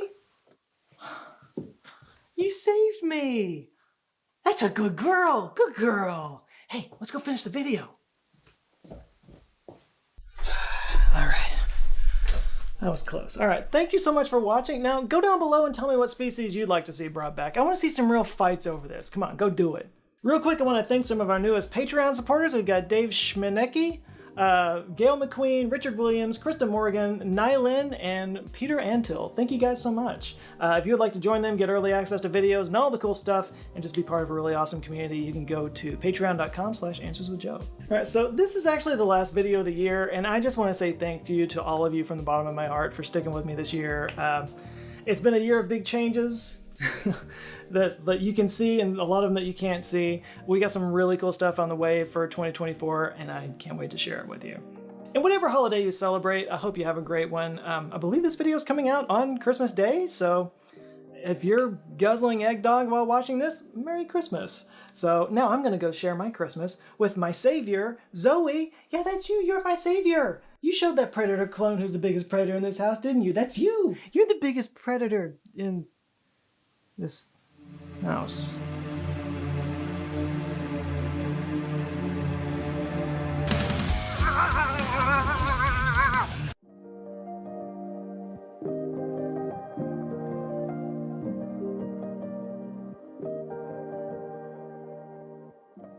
Okay, so this next video is about the history of animals that have traveled to space. And here's the thing about this video. It bombed. Like, one of the biggest bombs I've ever made on this channel. And I think the reason is because when I was putting this whole idea together, I was looking at it like, oh, animals in space, that's cute. People like animals, people like space, home run. But then I realized as I was making it that, well, a lot of these animals didn't quite make it back from space. Yeah, the Venn diagram of animals that have been to space and animals that have died in space is almost a circle. There's a reason why we were sending animals instead of people. But I still like the video because these heroic animals deserve to be remembered. And if you're the type of person that doesn't like hearing about that kind of thing, you might want to just skip to this point in the video. It's a fair warning, just a heads up. But if you do stick around, let's celebrate the animal heroes that made our current space race possible. On March 15, 2009, during launch preparations for STS-119, a free-tailed bat, injured and frightened, latched onto the foam insulation of the Space Shuttle Discovery's fuel tank. It clearly had no idea what was about to happen.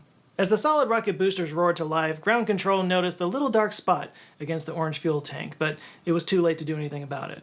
As the shuttle lifted off the pad, they watched the intrepid little bat hold on for dear life, rising higher and higher into the atmosphere. They never saw this bat fall off the fuel tank. It's very possible that it did, but the general belief is that the bat hung on until it eventually ran out of oxygen, slipped the surly bonds of Earth, and echolocated the face of God. Space Bat, as it came to be known, spawned millions of memes and drawings all across the internet. This plucky little cave dweller that went out on the wildest ride any bat has ever experienced touched the hearts of nerds around the world. Space Bat was not the first animal to get to space, though. There have actually been many animals that have been to space over the years.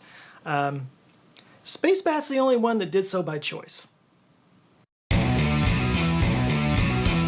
So I thought it'd be cool to do a video where I look at all the animals that have gone to space. You know, we all know about some of the animals that went up in the early days when they were just testing and stuff.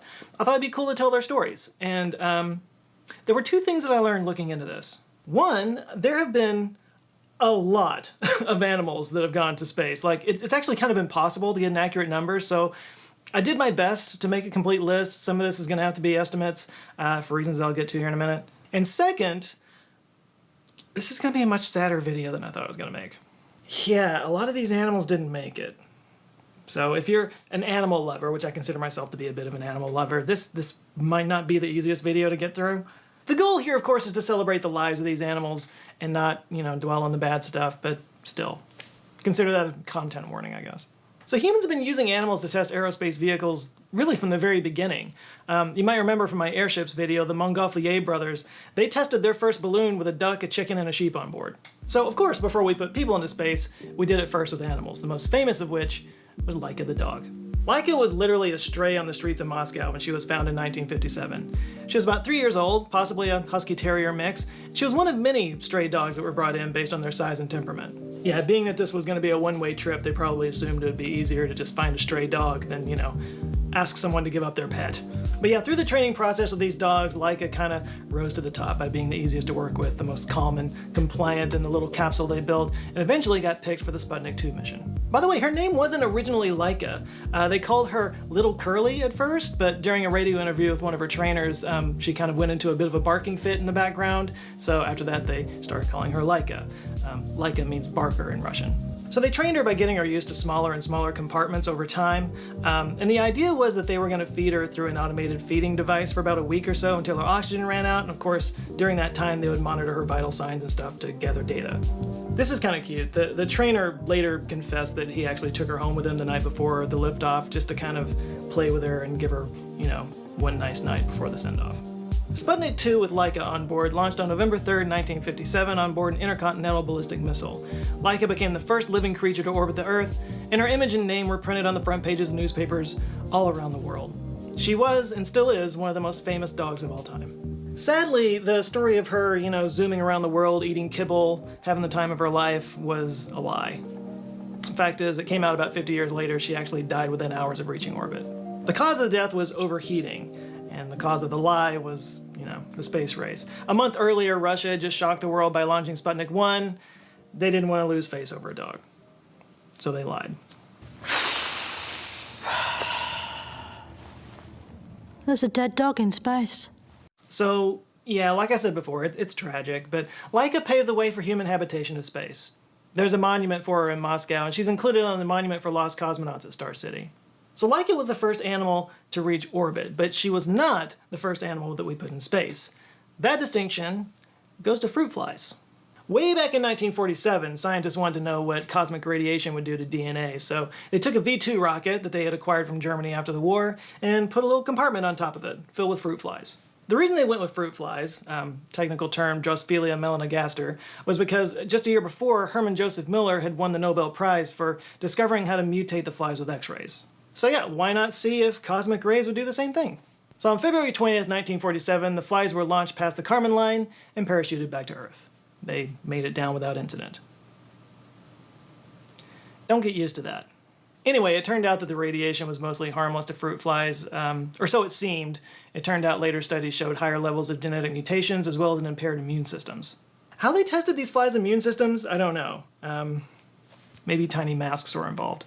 But yeah, fruit flies were aerospace pioneers. They weren't the last either. Many fruit fly experiments have gone to space. In fact, there's a fruit fly lab on the International Space Station right now with thousands of test subjects.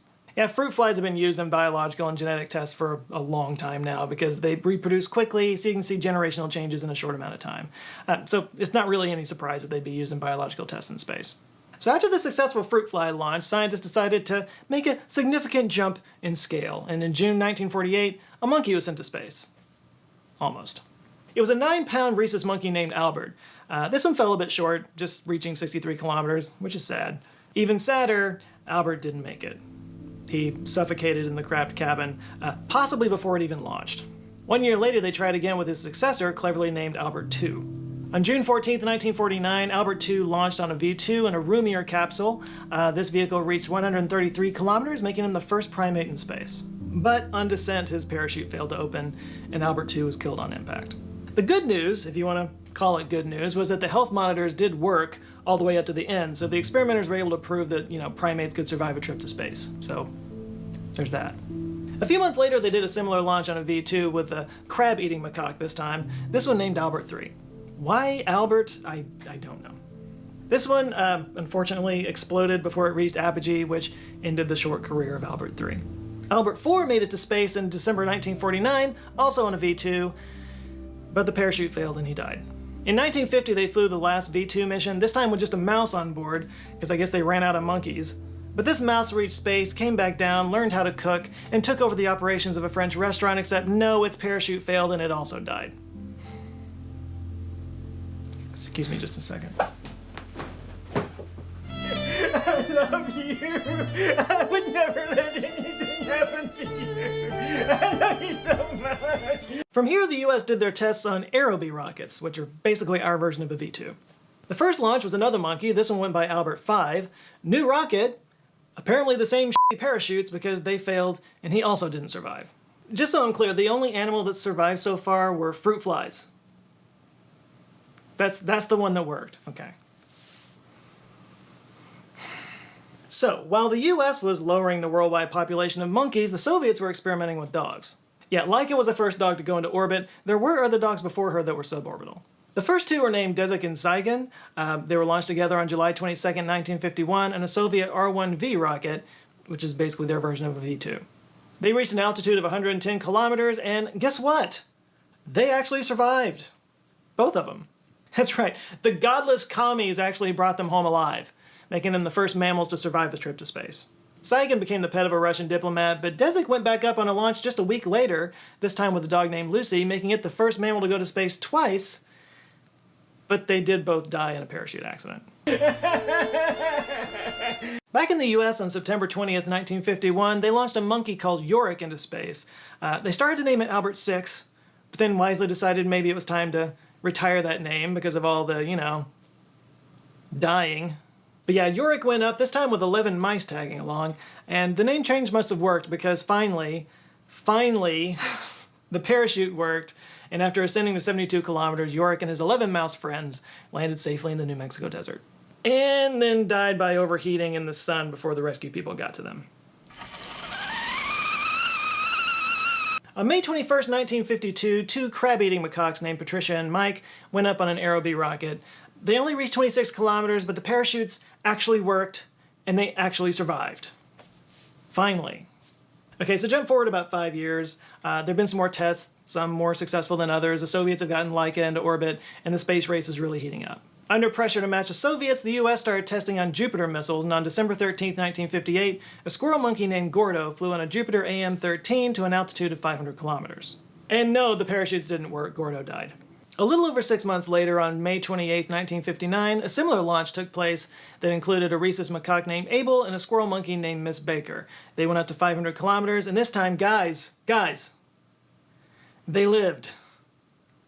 They lived! They lived even though they experienced a mind-blowing 38 Gs at launch.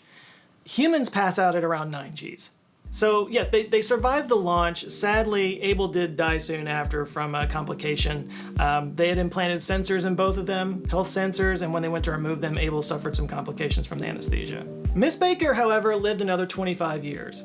She was a popular attraction at the Naval Aerospace Medical Center in Florida and later the U.S. Space Rocket Center in Huntsville, Alabama. She didn't die until 1984 and was possibly the oldest recorded squirrel monkey ever. Total badass. And if you're ever in Huntsville, there's a monument for Miss Baker where you can pay your respects by leaving a banana. Shortly after Abel and Baker's flight, the Soviets launched a rabbit into space named Marfusha. She flew with 2 dogs plus some other animals on a Soviet R-2A rocket. Marfusha and the pups made it home safe. Finally, these animals are going to start surviving. We're past the worst of it. In fact, the first animals to orbit the Earth and live were, of course, launched by the Soviets. It was a pair of dogs named Belka and Strelka in August of 1960. Actually, there was a whole menagerie of animals on that flight, including a rabbit, 40 mice, 2 rats, 15 flasks of fruit flies, some plants, and a partridge in a pear tree. Fun fact, later on, Nikita Khrushchev, the Soviet premier, gave one of the puppies of Strelka to Caroline Kennedy.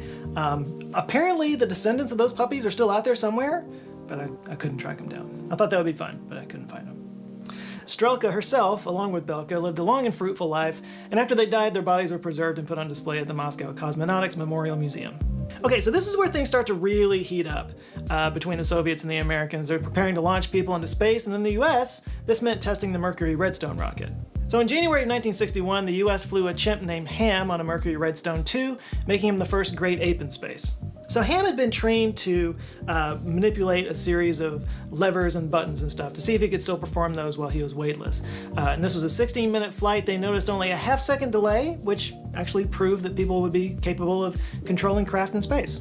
That sounds like kind of a duh statement today, but up to this point, all the animals that had gone up to space were just kind of cargo, basically, with electrodes all over him and stuff. Ham was the first one that was actually doing things up there. Ham was on a suborbital flight. It went up to 252 kilometers, and thank the gods, his parachute worked, and he survived. This time it was a splashdown in the sea, which also might have been a first.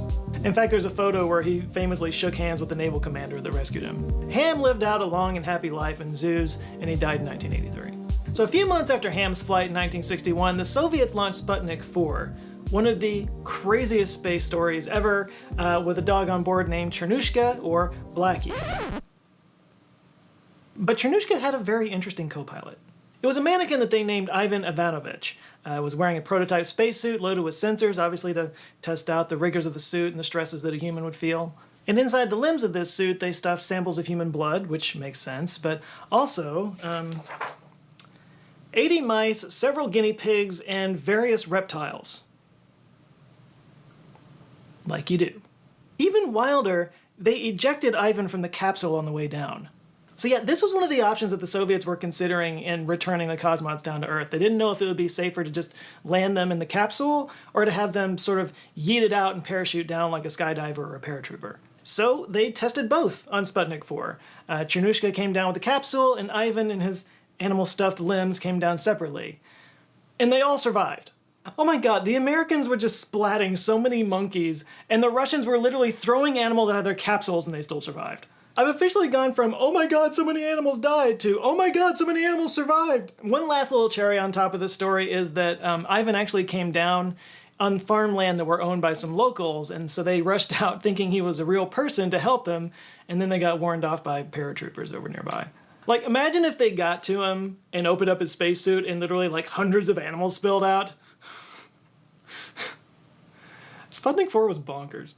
So a few weeks later, they basically repeated that exact same mission, this one under the name Vostok 1. And instead of filling the spacesuit with a bunch of random animals, they filled it with Yuri Gagarin. And the era of human spaceflight was officially begun. And I think the ultimate takeaway here is that, you hear all about the first humans in space and how far we've come in human spaceflight and whatnot, how far we've come since then and everything, but we rarely hear how much testing was needed to get there. I mean, this literally went back decades before the first manned missions. And who would have thought that of all the technical wizardry involved in rockets that it takes to get to space, that one of the things they struggled with the most was the parachutes? It took a lot of sacrifices by some extraordinary animal astronauts to get us there. So the next time you watch in awe as a crew heads up to the ISS or on the next moon missions, just take a minute to give thanks to our intrepid animal friends and the path that they carved so that we can live out our dreams. There's so many more, though. A second chimp named Enos went up on November 29th, 1961. This one actually went into orbit, making him the only chimp to actually orbit the Earth. So, like, if Ham was the simian Alan Shepard, then Enos was the simian John Glenn. Enos was scheduled to orbit the Earth 3 times, but was deorbited after 2. Unfortunately, this accomplishment kind of got overshadowed by the fact that Gagarin and Titov had already gone up. The first cat in space was launched by France in 1963. It was a launch performed by, God help me, the Centre d'Enseignement de Renseignement de Médecine Aéronautique. Je m'appelle Claude. Je découpe plow. Or CERMA. I'll stick with CERMA. 14 strays were drafted into the program. They were tested for fitness before one cat was picked to fly. And she was given the name Felicette, and what they were most concerned with was learning how the brain responded to microgravity, so they surgically implanted electrodes into her brain. On October 18, 1963, Felicette took to the skies in a Veronique AGI sounding rocket over Algeria, and she performed like a champ. Panic would have made her brain scans useless, but she stayed chill for the entire 15-minute ride. It took her up to 160 kilometers. And yes, the parachutes worked. She totally survived the trip. Unfortunately, Serna really wanted to know what was going on inside of her brain, so they euthanized her to run some tests. In 2019, a statue of Félicette was installed at the International Space University in Strasbourg, France. A second cat was sent to space by CERMA on October 24, 1963, but the flight ran into some difficulties and prevented her recovery. The first frogs in space were launched by the USSR in 1961. The first animals to circle the moon were 2 Russian steppe tortoises, along with an assortment of worms and flies. This was on the Zond 5 mission, which splashed down in the Indian Ocean, and all the inhabitants were recovered alive. Those Russian tortoises beat the Americans on Apollo 8 by just a few months. The Zond 5 mission is kind of considered by many to be the last time the USSR beat the US in the early space race. The first spiders in space went up on Skylab in 1973 to see how well they spun webs in zero gravity. And if you're curious, the answer is not so great at first, but they got the hang of it. And that experiment was actually suggested by a high school student, so that's cool. The spiders were named Arabella and Anita, and if you want to see them, you're in luck. They were preserved and are on display at the National Air and Space Museum in Chantilly, Virginia. Speaking of bugs, let's talk about nematodes. Nematodes are little worm-like creatures with really short lifespans, so they're ideal for testing the effects of multiple generations of life in space. And because of that, they've become kind of legendary in spaceflight research. The first ones to go into space were actually on the Apollo 17 mission, along with bacteria, sea monkeys, and 5 mice named Fee, Fi, Fo, Fum, and Fooey. Those didn't actually land on Apollo 17, by the way. They went around in orbit with the command module. But yeah, nematodes have been used in countless space experiments over the years. One of the most famous ones was actually the last flight of Columbia in 2003. Yeah, they actually found living nematodes amongst the wreckage after Columbia broke apart in the sky. That's how hardy these things are. Now, mind you, they were not the nematodes that went up on the shuttle. They were either the great or great-great-grandchildren of the originals. That's how fast they reproduce. More recently, in 2017, nematodes were named as one of the 2 animals that could become the first interstellar travelers. Yeah, Professor Philip Lubin of UC Santa Barbara discussed sending frozen nematodes on a future laser-propelled space trip outside our solar system. Because not only can these guys survive freezing and thawing, most can fertilize their own eggs. Whether or not it's cool to send living creatures outside of our solar system across the universe is another question. It's a bit yikesy for me. The other animal Professor Lubin suggested should be a surprise to absolutely no one: tardigrades. Also known as water bears, as most of you already know, they were first singled out as candidates for space research back in 1964. It wasn't really till 2007, though, that multiple tardigrade experiments got started. The best known of these experiments involved actually exposing tardigrades to the vacuum of space. 3,000 water bears went into a vacuum on an ESA satellite. Now, ultraviolet radiation did kill some of them, but most of them survived. Tardigrades are crazy. And in 2019, a privately funded lunar lander named Beresheet set out with a payload that also included tardigrades. A computer error caused it to crash into the moon, unfortunately, but according to analysis of the crash, they may have survived. They had been dehydrated before the launch, and when that happens, they enter almost like a spore state that makes them almost indestructible. It also makes them, to the best of my knowledge, the first non-human animals on the moon. And they suffered the fate of many of the first animal astronauts on Earth. Great liftoff, but didn't stick the landing. And we'll find out someday if they survived. Once we've successfully colonized the moon, maybe 100 years from now, some future astronauts will make their way to the Beresheet wreckage and find out once and for all if these tardigrades made it through. And when they do, they'll know that the only reason they got to that point were thanks to Laika, multiple Alberts, and many other animals that came before. And there's so many more, guys. Literally hundreds of animals have gone to space. And you haven't. This was such a rabbit hole that I wasn't expecting. I left a lot out of this. I kind of do a quick rundown of some more interesting ones over on Nebula. I always put extra stuff in the videos over there. Thankfully, after a certain point, most of these animals survive, but in the beginning, yeah, whew, yikes. Animal testing, of course, is not restricted to the space industry. In fact, you'd kind of be hard-pressed to find any industry that's completely free of it. And it's a hotly debated topic. You know, some people will say that no amount of animal testing is okay because they can't consent to it. Others will say it's just, a necessary evil that's benefited all of us, whether we agree with it or not. But yeah, I'm curious to hear what you guys think in the comments. Was it all worth it? Could we have gotten the same data in more ethical ways? Talk about it down below. All right, that's it for now. You guys go out there, have an eye-opening rest of the week. Stay safe, and I'll see you next Monday. Love you guys. Take care. The Marvel superhero Daredevil is the story of a mild-mannered lawyer named Matt Murdock who is blind but can see through the power of echolocation. I'm sorry, shouldn't this be Batman's thing? There's nobody over there. Anyway, in the comics and the TV shows, it gives him a supernatural ability to perceive the world around him, and he uses that to fight crime and to hook up with She-Hulk. Well done, sir. Well, it might sound impossible to believe, but this is an actual thing that some blind people can do. Maybe not the fighting crime and She-Hulk stuff, but the echolocation, yeah. One great example is Daniel Kish. This is a guy who makes clicking sounds with his tongue when he's walking around or with a cane, and he kind of uses what he hears coming back to him to interpret the space around him. He can even ride a bike and navigate through his neighborhood this way. And this isn't just some like superhuman ability that only he can do. He actually teaches this to blind children. He does it through this organization called World Access for the Blind. And this, of course, is a method of seeing that many animal species use, like the aforementioned bat. Animals definitely have a different way of perceiving the world. And we've kind of learned over the years how to use their abilities to heighten our own perception. So today, let's take a look at some of the weirdest animal senses that you just don't have. You know, sometimes I get why some people hate science. I do, I get it, because it's constantly revealing things that we can't see and reminding us of how narrow our perception is. From small things like bacteria and viruses and atoms to gigantic things like galaxies and dark matter and your mom. The fact is, we can see, hear, touch, sense, smell, whatever, just a fraction of the world around us. Visible light is the most obvious answer. You know, we know that light is just a small part of the entire electromagnetic spectrum, right? But the narrowness of that spectrum is even more amazing when you think about it, because technically the size of the wavelengths in the electromagnetic spectrum, they go from infinitely small to infinitely huge. And out of that infinity, the range of what we can see is only 320 nanometers wide.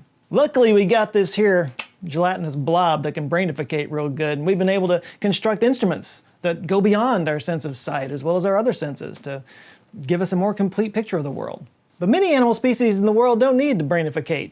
They can sensificate things that we can't. Here's some of the weirdest examples. Since we've already been talking about it, let's start with echolocation. Bats are famous for it, as well as dolphins and other toothed whales who produce sounds to help them navigate. And these sounds are loud. Like they have to travel really long distances and carry enough energy to bounce all the way back to the animal and still be heard. Heard by a sense of hearing that's obviously very, very, very sensitive. So that actually raises a really interesting question. How can they make such loud sounds mere centimeters, even millimeters away from these really sensitive ears without actually hurting them? Well, bats anyway, it turns out, they actually have a mute button in their inner ear. It's a muscle that pushes against one of the inner ear bones to keep it from vibrating when it chirps. Thus protected, they're able to pinpoint prey from a distance of up to 10 meters. Sperm whales do the same thing, but their echolocation range is closer to 500 meters. Narwhals, that are basically a toothed whale with one really, really long tooth, they can actually echolocate vertically to find open water in regions that are covered with ice. This is important because they have to surface so that they can breathe. Echolocation can provide a sort of X-ray vision as well, especially underwater. As I'm sure you've heard your whole life, we are 60-something% water, so if a dolphin's echolocation signals are traveling through water, then they can travel through you. A little bit. Dolphins use this trick to find fish that are hiding in loose sand, but I think the craziest thing about dolphin echolocation is that they might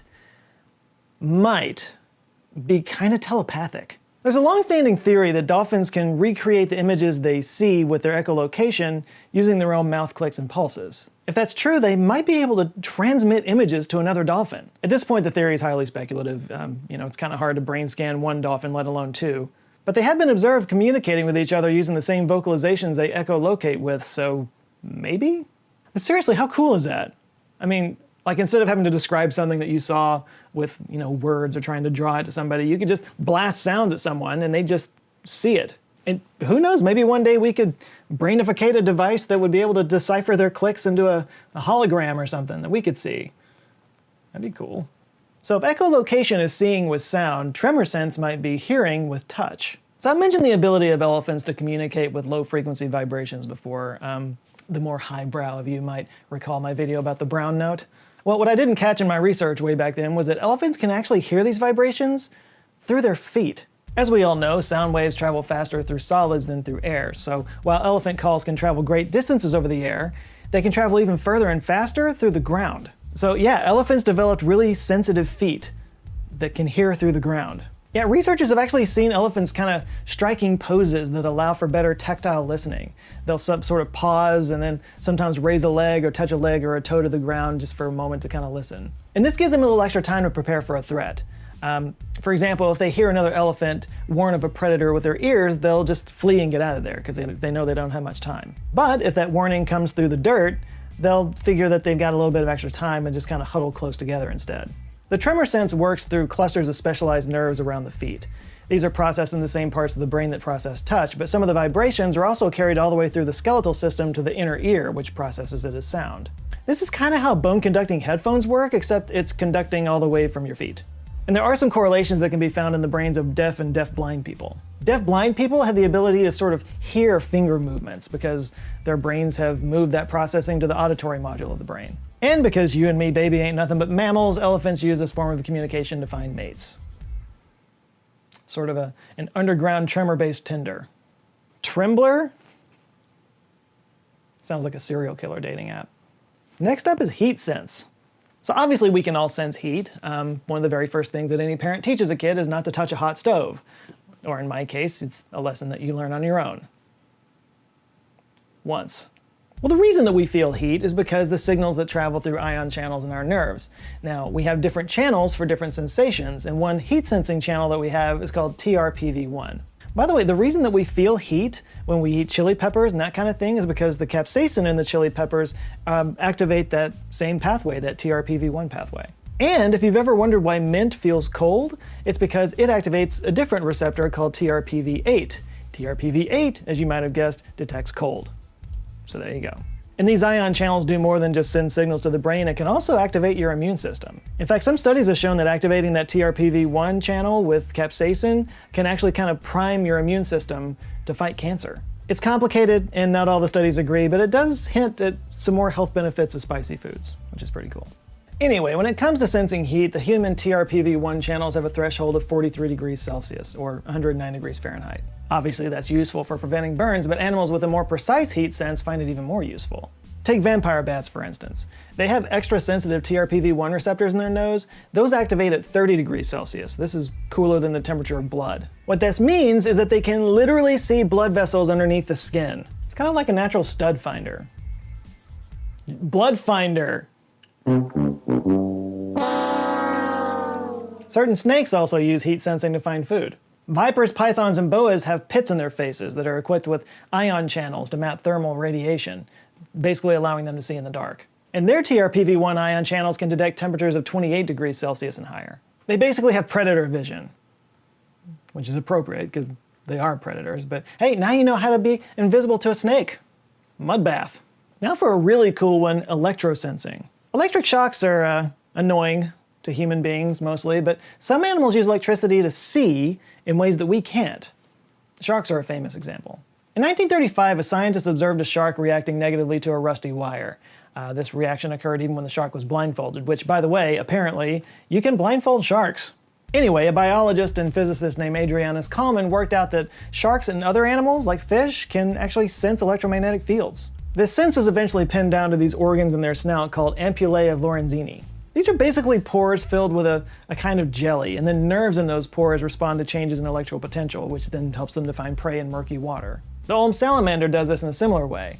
Olms are essentially blind, so they just use electrosensing to locate obstacles in their environment. Another animal that uses electrosensing is the duck-billed platypus, because of course it does. Just throw that on the massive pile of weird things around the platypus. And finally, bees are thought to be able to sense the electrical fields of flowers. Yeah, bees can tell the difference between real flowers and fake flowers because of their electrical charge, and they can also make a flower positively charged, which kind of works as a dinner bell for other bees. Bees, by the way, are the first animal that scientists have noticed that have used electrosense in dry air. All the other animals that we're talking about here are underwater, or in areas of high humidity at the very least. And some think that this opens the door to other non-bee insects to have a similar sense, but research is ongoing. And while we're talking about bees, another cool thing they can do is they have built-in natural compasses. Bees can orient themselves to the Earth's magnetic field thanks to granules of iron in their abdomens. This gives them the ability to accurately navigate up to 12 kilometers from the hive. The blind salamander I mentioned earlier can also orient itself to the Earth's magnetic field. Some bacteria can too. And then there's the birds. Some bird species migrate thousands of miles every year. The bar-tailed godwit for instance. It travels 30,000 kilometers in a trip that takes it from Alaska to New Zealand and back. So, like, how? How do they navigate that? This gets weird. There are some studies that are suggesting that they do it through quantum entanglement. Yeah. Okay, so bear with me here. There's a type of protein called a cryptochrome, and cryptochromes are known to create pairs of entangled particles when it interacts with light. Well, when they create these particles, the spin state of these particles is affected by magnetic fields. And they found several types of cryptochromes in the eyes of birds. So, in theory, the Earth's electromagnetic fields could possibly impact the spin state of these entangled pairs, and those changes could be detected by the retinal nerves, which would allow the birds to effectively see the Earth's magnetic fields. I imagine it would be like seeing a superhighway in the sky that's made up of auroras all the time. What's even crazier is that human eyes contain more than enough cryptochrome to actually do this ourselves. What we lack is the neural hardware to interpret these magnetic effects, and possibly a chemical that activates the cryptochrome. But it's thought that birds do have that, and yeah, it's still a bit speculative, but it's an interesting answer to a big natural mystery. Okay, we know that dogs have a great sense of smell, but it turns out that dogs can actually diagnose disease. This is amazing. Dogs have 5 times as many olfactory receptors as we do, and their brains have 40 times the smell processing power. And this is why dogs can be trained to sniff out scent trails, bomb materials, a bag of weed stuffed away down in your backpack. Or so I'm told. Well, since 1989, scientists have been studying the ability of dogs to smell cancer. They've been able to correctly detect everything from skin, lung, and other cancers from urine samples, and they can also smell cancer on a patient's breath. The rates of detection tend to vary from study to study, but they're routinely above the 50% that you would expect if it was random chance. An August 2021 study reported lung cancer detection rates of 78% from breath and 87.8% from urine. When breath and urine samples were used together, the sniffer dogs had a 97.6% detection rate. According to a research group working on this called In Situ, training dogs to detect cancer is actually pretty complicated because the smells are made up of around like 4,000 volatile organic compounds compared to, maybe 1 or 2 that a bomb sniffing dog is to pick up. Studies are still ongoing. Dogs aren't like used as diagnostic tools in hospitals just yet because, CT scans are still way more accurate and, well, let's just be honest, there's more money to be made with it. In Situ recommends teams of 5 highly trained dogs to detect cancer. I'm not sure if the whole team of highly trained dogs would cost less than a CT scan, but well, maybe. I find this really interesting, but I'm not really sure exactly, like how it would work in practice. I mean, if you're at the point that you're, going to the doctor because you're worried you might have cancer, you're probably going to want a definite answer at that point more than the word of a dog. But if we can isolate and detect some of the chemicals that dogs are responding to, we might be able to include smell samples as part of a regular physical, to just increase the chance of catching diseases before the symptoms show up. There's actually a video on the way on this exact topic. It's a thing that's in the works, and no, it's really, really cool.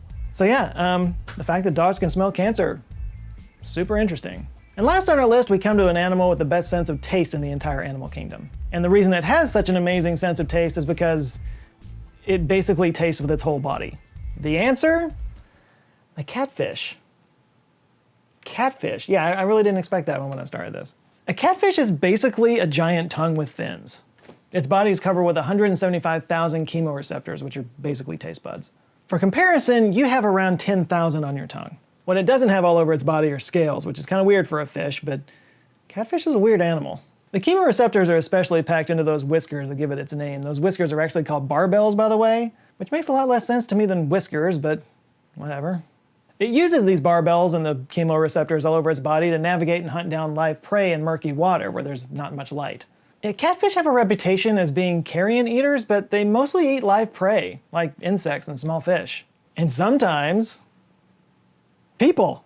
From 1998 to 2008, there were reports out of India of a man-eating catfish. The legend has it that the fish got a taste for human flesh after consuming a body that was leftover remains from a seaside funeral pyre, but who knows? I mean, maybe it got a taste from just sniffing somebody's leg when they were wading through the water. Either way, there are 3 known cases with eyewitnesses of people getting dragged into the water by a giant catfish, and their remains were never found. That is a thing that happened. Siri, cancel my noodling trip. Okay, so all this is cool, but what does that mean to us? How can we use these super senses to our advantage? Well, I talked about the cancer-sniffing dogs, but there are other things scientists are using, like echolocation to find cracks in structural beams. Yeah, finding hairline cracks in the supports of an oil rig is especially challenging. Not only are the cracks underwater, they're usually buried in sand. So yeah, using the example of dolphins hunting fish in the sand, they use echolocation to find fractures that they otherwise wouldn't be able to see. The elephant's ability to hear tremors has possible applications for hearing aids. Yeah, remember how elephants hear partially by bone conduction? Well, modeling elephant ear bones could help improve the clarity of hearing aids that kind of work in a similar way. Heat-sensing ion channels are being studied for pain relief. We're actually figuring out how to chemically block those signals thanks to studying the heat pits on snakes. And finally, the tasting powers of catfish have been studied for their insight into animal behavior, especially regarding food. Kind of sounds strange, but studying catfish has actually led to a greater understanding of how different tastes encourage animals and humans to eat a healthy diet. In a way, we're using animal super senses to amplify our own senses, just like all the instruments we've created over the years. I love these stories because it just shows that you never know where a breakthrough is going to come from. Like, you always hear about these studies where somebody's trying to figure out if snails prefer Mountain Dew or Sprite or something, random like that, and you're always like, why are people studying this? This is why, because there's always something that you can learn in it, and you never know what problem that's going to fix. And I, for one, think that's pretty cool. Any I missed? Are there any animal senses that you know about that I didn't cover here? Talk about it in the comments. I'd love to hear about it. All right, that's it for now. You guys go out there, have an eye-opening rest of the week. Stay safe, and I'll see you next Monday. Love you guys. Take care. Okay, ladies and gentlemen, this is Zoe. Zoe is a French Bulldog, which is a breed that really shouldn't exist. It's a combination of a Boston Terrier, a Pug, and an English Bulldog. It's kind of a Franken dog. And they were designed really for only one purpose, and that is to look cute. And she's good at it. What she's not good at is breathing. This squat nose of hers is what they call brachiocephalic, which means that she winds up snoring throughout the night like a friggin' chainsaw. And also, because of her bratwurst-shaped body, she can't actually get down to clean herself after she does her business. So I have to do that for her, lest little bits of nastiness wind up in our bed, in our clothes. In fact, because of the way that they're built, French Bulldogs can't actually have sex. So the only way to breed them is through artificial insemination, which is why they're so expensive. But who cares? So what if they can't, reproduce or clean themselves or breathe? They weren't designed for that. They were designed to be companion dogs, and for that, they are incredibly good. Zoe always just wants to be right next to me, except for when I'm trying to record a video, clearly. All right, you can go. You can go. And now I have dog hair all over me. Dogs have been bred for all kinds of purposes, from hunting to protection to herding, getting moles out of the garden, even racing. Over thousands of years, we've transformed wolves into helpful, even life-saving companions. That we've changed dogs over time is no surprise. What might be a surprise is how much they've changed us. Along the way in our evolution from advanced primates to hairless advanced primates, there have been several technologies that have helped speed things along. Our ability to harness fire, our ability to communicate through language, our ability to make weapons out of stone and metal. But perhaps the thing that set us apart from all the other animals most was our ability to use other animals for our benefit. Human beings are only so strong, we're only so fast, we can only perceive so much through our senses, so there's only so much that we can achieve. But we eventually realized that if we harness the abilities of other animals, we could achieve so much more. We could be as strong as an ox, we could be as fast as a horse, and we could be as perceptive as a dog. Dogs are a technology. One of our very first technologies. Dogs and humans go way back, long before anything resembling recorded history, which means we have no record of there ever being a time without dogs. It's believed that domestication of dogs began around 30,000 years ago. This is when we first start to see dog bones being buried alongside human bones, or at least in proximity of human bones. So the theory goes that humans were hunter-gatherers, and wolves at the time weren't just seen as a competitor, but a threat. They hunted in packs, they were smart, they hunted the same prey we did, they also hunted during the day like we did. But along the way, some of these wolves realized that picking off the scraps that the humans leave behind is a lot easier way to get food than hunting on their own. And these were probably some of the more docile wolves that didn't want to have to fight the other wolves for food. These docile wolves grew to trust the humans and vice versa. Over time, they began to rely on him. It became sort of a symbiotic relationship. And the pack mentality shared by both species kind of helped them become sort of one integrated family of sorts in a social sense. You know, these wolves would protect the humans from other predators, and the humans would provide food and shelter. And eventually, they learned how to hunt together. And over time, humans learned that if you bred the more docile dogs with other more docile dogs, you would create even more docile dogs. So they started breeding for this and other traits, so that by the time we actually started writing things down, we had specialized, intelligent, loyal breeds of dogs that made our life completely different. It was only after we domesticated dogs that we were able to domesticate other animals. Humans began to realize that instead of chasing after that big beef machine or hunting down and killing that thing that grows our clothes, we could just, put a thing up around them. Of course, putting them inside of a thing made it impossible for them to escape predators, which means that you would have to watch them all the time, which would be especially difficult at night. Dogs made that possible. They not only protected the herds, they also kept them in line and ran runaways back in there. A well-trained team of dogs could do the work of dozens of people, freeing them up to do more important things. Thanks to dogs, we went from hunter-gatherers to farmers and ranchers. Of course, the agricultural revolution led to the rise of cities and trade routes, money, mathematics, and language to keep track of all that stuff. It led to civilization. Now, would we have gotten there without dogs? Maybe. But then maybe not. Once upon a time, we were just a fledgling species trying to eke out our survival just like any other species. I've talked in videos before about how we almost went extinct a couple of times. It was pretty precarious. Without this beneficial partnership, who knows?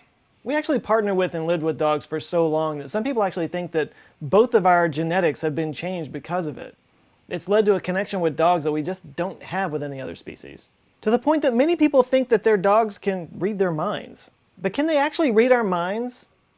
Or are they just so attuned to our behavior and our micro-expressions that they can tell what we're thinking before we outwardly express it? For example, my dogs always seem to know when I'm gonna leave the house to go take a meeting or go to work or go do something when I get up in the morning, even if I'm not doing anything different. I stumble out of bed, I throw on some clothes, I put them outside, I put some food in their bowl. I'm not doing anything different, but I can tell they're acting differently toward me. They can tell something's up. And of course, I'm so attuned to their micro-expressions that I can tell that they can tell what's going on. I can see the sadness in their face when they can tell that I'm gonna be going away for a while, and I can see the anticipation and the excitement when they can tell that they're gonna be going to the park.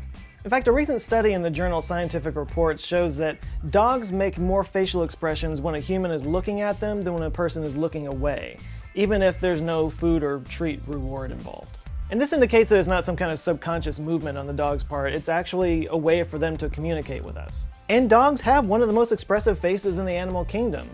It could be argued that our faces and their faces kind of co-evolved to be able to read each other's expressions. And dogs also seem to be particularly attuned to our gestures in ways that other animals aren't. There's sort of a famous experiment called the object choice task that some researchers have done, where basically a person points to a cup and the dog knows that the person is pointing to that cup. In other words, they're asking, does the dog know what we mean when we point at the cup? And it turns out that they do sort of genuinely have an instinctive knowledge that we are pointing at an object. It's not about our finger, it's not about our hand, it's a symbolic gesture to something else. Not many other animals actually pick up on this, not even chimps, our closest genetic relative. And according to champion dog trainer Cale McCann, sometimes a look is all it takes. Because we know dogs are masters at reading body language, we utilize these responses to teach our dogs basic things like sit or lie down, or even more advanced things like high-level competitive agility training. If I turn my head to my left, my dog will run to my left side. If I turn my head to my right, my dog will run to my right side. And I can even use that head change to teach her to go back and forth to either side of my body. But some people say just the fact that the dogs can bond with us so strongly that they can, guess our gestures so well shows that there's a lot of coevolution that's happened here. There's a really interesting article about it. I'll link to it in the description. Now, one last point about the human-dog connection that I think is interesting is the fact that we haven't really needed dogs for work purposes in general for quite some time, but there's still dogs around. In fact, there's more of them than ever before. And yes, some of them are still working dogs that serve a special purpose, but most of them are just pets, just dogs that we keep around just because we have this instinctual feeling that our lives are better with them in it. And maybe part of this reason is oxytocin. When humans and dogs interact with each other, we both produce this hormone called oxytocin, which is often called the cuddle hormone. It produces feelings of love and closeness. We actually have a physiological response to each other. Okay, so this is where the cat people are probably pulling their hair out and screaming at their phones because I'm kind of making it sound like dogs are the only animals that people have a connection with. And of course that's not true. In fact, a lot of the things I'm saying about dogs could also be applied to cats. You know, cats were very useful back in the day, especially on sailing ships and in cities where they were mousers and ratters. If it wasn't for cats, we would probably be overrun with rodents and snakes. And yes, of course we formed a bond with them that for many people is every bit as strong as a connection that a human could have with a dog. I have a cat myself, actually. He's not here. He's out probably sitting on a windowsill somewhere, being a cat. All of which brings me to one last point, which is that the whole human-dog connection thing, the whole symbiotic relationship that we have, isn't unique to humans and dogs. It's not even unique to humans. We've worked with and bonded with horses, the aforementioned cats, many different types of beasts of burden, even birds of prey. But it turns out this is not that uncommon. You know, we like to think of nature as a dog-eat-dog world where every species is battling each other out for supremacy. But in fact, interspecies relationships and partnerships are common and quite vital. Birds often partner with crocodiles to clean their teeth for them, lampreys clean out the gills of sharks, and crabs often carry sea urchins on their back for protection. But humans have bonded more strongly with more animals than any other animal in the world. And maybe that's what made all the difference. Maybe our ability to harness the advantages of other animals is what set us apart. Maybe the lesson here is that instead of being competitive, being cooperative yields the best results. Maybe it's that side of our nature that actually helps us out the most. Because if dogs have taught us anything, it's that doing things together is a lot more fun. So I'll put the question to you. Do you have a dog? Do you ever feel like it can read your mind? Do you feel like you have a special connection with a dog or a cat or any other kind of animal? Talk about it in the comments. All right, thanks again for watching. You guys go out now, have an eye-opening week, and I'll see you on Monday. Love you guys. Take care. Now on that note, I think that's a good place to end this compilation. Now, if you're using this extra long video the way I think most of you are, then it's probably like 3 a.m. right now, and you're fast asleep. In which case, you are strong. You deserve love. You can do hard things. People are proud of you. Keep going. Stop chewing your nails. But if you're still up, let's keep this fruit salad going with a strawberry emoji in the comments. We'll do strawberries this time. Just to show you watch the whole thing, which is an accomplishment. This was definitely a longer one. As always, thanks for all the support. We've got a lot of really fun new videos coming down the pipe, some cool topics on the way. I hope you enjoy them.